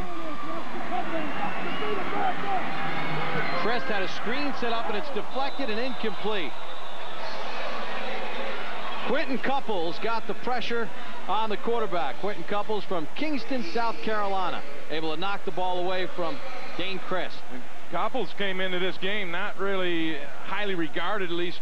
Well, you got to be highly regarded to come to this game, but maybe not so much as the others. But Tom, he's really opened a lot of eyes this week. Well, I saw him last February. I gave him 5 stars back then. He left North Carolina to go play for Coach Prunty at Hargrave. It was a pretty good move for him because he's gotten a lot of publicity since then. But if you look at him, he looks thin. I bet he could gain 20, 30 pounds in the next year or two.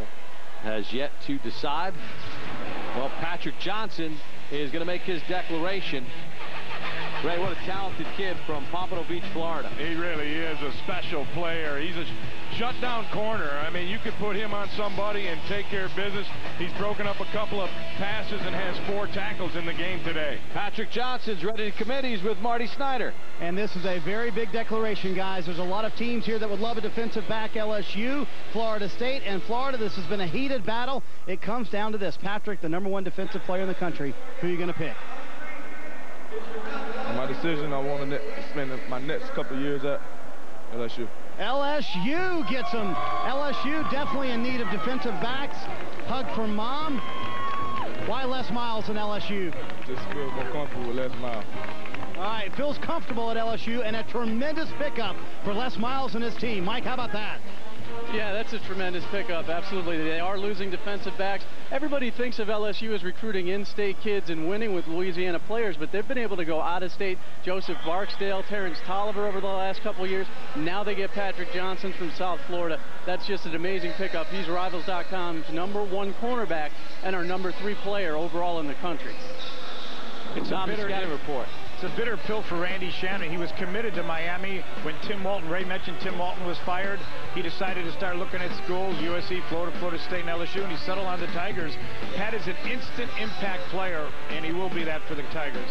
And, you know, he didn't just fall out of a tree and become a great football player. This is a kid that works harder than anybody. He told us at Saturday mornings for the last 2 years, he's up at 6:30 working on his back pedal and working on other drills with his father. So here's a kid who has paid the price and earned his way here. His dad, Patrick, one of the assistant coaches on his high school football team, said, my dad's got the key to the field, so I'm able to get out there and work for about 2.5 hours. He says, I work when everyone else is sleeping. And he's also, as he's gone through this process, he's also been able to lean on one of his cousins, Brian McFadden, who played at Florida State and is a member of the Pittsburgh Steelers, who you'll see tonight on primetime here on NBC and Wild Card Weekend as the Steelers take on the Jacksonville Jaguars. But it's good for these guys sometimes to have somebody to lean on, somebody they can trust that's been through this whole process. Will McFadden was on my All-America team several years back. Obviously, he didn't listen to his uncle where he was going to go to school. He's going to LSU instead of Florida State. But I knew he was talking to Brian a year ago and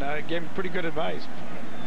He also wears number 7 in honor of his father, who had a shortened football career due to injury. On a second down, Star Jackson knocked out at the 38-yard line. We mentioned the Pittsburgh Steelers. Coming up next, it's the playoffs as they kick off an NBC wild card doubleheader as the Redskins headed to Seattle to take on the Seahawks. Then the Jaguars take on the Steelers. Wild card Saturday kicks off next with Football Night in America, only on NBC. Watch out for the Steelers, Bobby.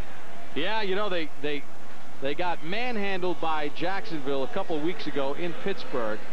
But watching some of the coaches' tape, the Steelers missed more tackles in that game than I've ever seen them miss. And I got to think that they want to defend their home turf. Yeah, I gotta agree with you. A lot of people pick Jacksonville as a hot team, maybe somebody that could knock off the Patriots. I think they're going to have a hard time getting past Pittsburgh. Now I got a delay of game here against the East as the play clock ran out. Well, not just that, but the first game. How about the Washington Redskins? I mean, they were in a lot of trouble. They had the game against Buffalo where Joe Gibbs called the back-to-back timeouts, and Buffalo was able to kick the field goal. Obviously, the murder of Sean Taylor. Then they come back. They get a win on Thursday night against the Bears. They've been rolling ever since, and they've got that running game with Clinton Portis and Liddell Betts to go into Seattle and make hay. That's our first game this afternoon. Jackson on the third down pass, incomplete. So that all gets things started here on NBC in just a little bit. It'll be a very exciting day for all you football fans out there. Can't beat it. Future stars start things off, and wild card weekend. Well, let's see if Mr. Walsh is going to take off running again on this punt attempt. He had a big he got a lot of pressure from R.J. Washington on his last punt attempt. Tucked it down, got to the outside, and picked up the first down. He'll punt it to Aaron Williams of the West with under 2 minutes to go in the ball game. Walsh this time gets it away. He got hammered. There's a flag on the play as Batui hit him. The ball rolls inside the 30-yard line and comes to rest at the 28-yard line.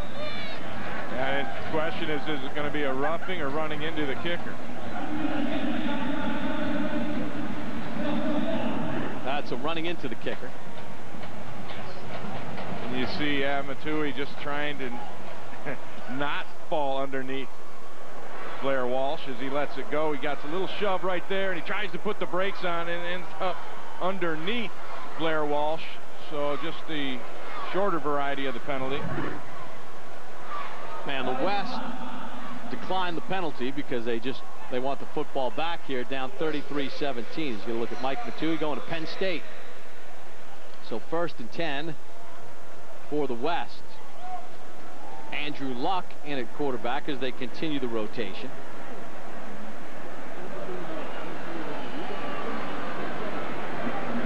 In the slot to the bottom of your screen is Marcus Wright. He's from right here in San Antonio, Texas. Ronald Reagan High School, going to Tulsa.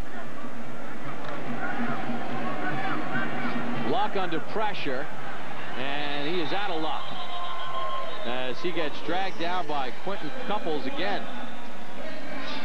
About Couples has really shown some nice things here, Tom. Well, I was really impressed with him last winter when I went out to North Carolina and seen him, and he's got a real explosive moves. He's got very quick hands, and like I said, he looks very thin for his weight. He's going to grow into his body and be I think just a very successful college player. A lot of people he kind of reminds a lot of people of I would say a 2-3 year college player already size-wise, but he's going to put on another 20 pounds. You mentioned the hands. That's what was the difference in that play as he swept the hands of Tyron Smith out of the way. Here's Sam McGuffey.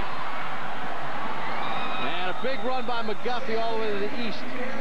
45-yard line. Brandon Smith on the tackle. Watch McGuffey here. He's going to take the handoff and then see the hole and then burst outside. And here's where he makes the difference out in space where he has such a great acceleration. And he just blows by people. Picked up 33 on the play. Buckner on the catch. Run out at the 38-yard line by Patrick Johnson. And how about that? Coach Robert Prunty gets the ice bath. He told us it was important for him to win this game after being an assistant last year and being on the losing end. Yeah, he used the word revenge. I mean, he said, hey, guys, don't take this the wrong way. I'm going to be blunt with you, but I've got a revenge factor going here. We didn't win last year, and that stuck in his craw. 2nd and 3 for the West. Luck looking for Floyd, and Floyd has his 2nd touchdown catch of the ball game. So Michael Floyd, who's going to Notre Dame, has one from Dane Christ, and now Andrew Luck. Oh, and he battled hard for the ball at the end of this. And Andrew Luck sees it, and he's just going to throw it up and up for grabs. Let my guy make a play right there.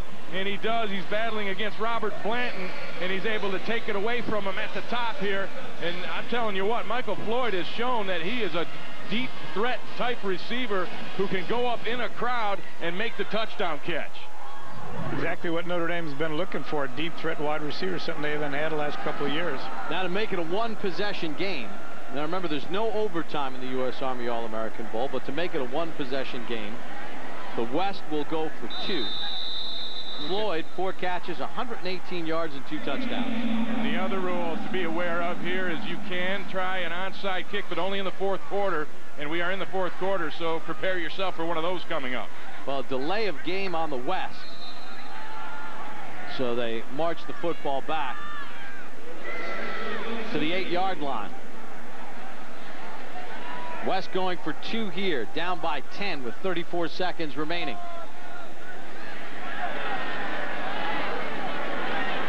Luck to the backside, and he can't get his tight end Andrew Jones, who had a step. And if Luck would have had just a little more patience on that thing, his tight end was Andrew Jones was coming open. Let's check in on the sideline with Lewis Johnson. Lewis? Well, Bobby, we were telling J.B. Sugart's story earlier today. There's a young man who's trying to finish up high school in the next 2 days. So yesterday you weren't here taking a final exam. Give me the lowdown on your schedule on Monday and what you'll be doing trying to get to Ohio State. Well, after practice on Thursday, I left and took 2 exams, and then tomorrow I'll go back to Houston. Then on Monday, I got to take 2 more, and then Monday night I'll be flying up to Ohio to enroll. That's got to be an incredible experience for you. What has this experience here at the U.S. Army All-American Bowl been for you? I mean, this experience has been amazing. I mean, these are great guys out here playing against great competition, and they've really bonded closely with a lot of these guys, and I plan to keep that relationship on through college. Think you'll get to play pretty quickly at Ohio State, and what position, if so? That's what it's looking like. I got to go in there, get my stuff done, work hard, and I got a shot at right tackle.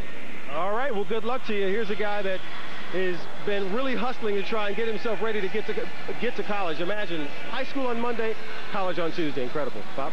Well, his mom hustled too, as we said earlier. She had to hustle and iron that shirt for the banquet last night. Here's the onside kick, and fielded cleanly by the East squad, and that was DeAndre Brown, the wide receiver on the hands team that made the recovery for the East.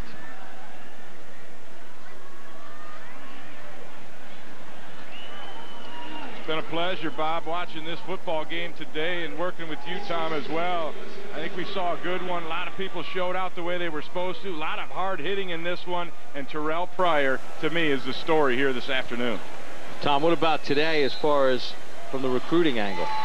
Well, I think, a lot of teams improve themselves, but there's not many guys left. Not many teams have Darryl Scott, Terrell Pryor. The majority of them committed today that were still left. Well, you expect nothing less from the Army than some good fireworks to send you out.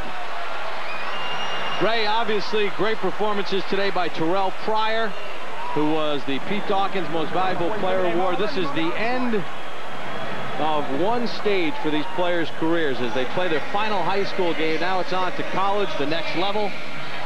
And we saw a lot of young men distinguish themselves today. We did, and this will be a great experience for these guys. Almost a head start as they head towards a college career. They've had a chance to play and against competition of the level they will see. All right, for the Rivals.com report card, here's Mike Farrell.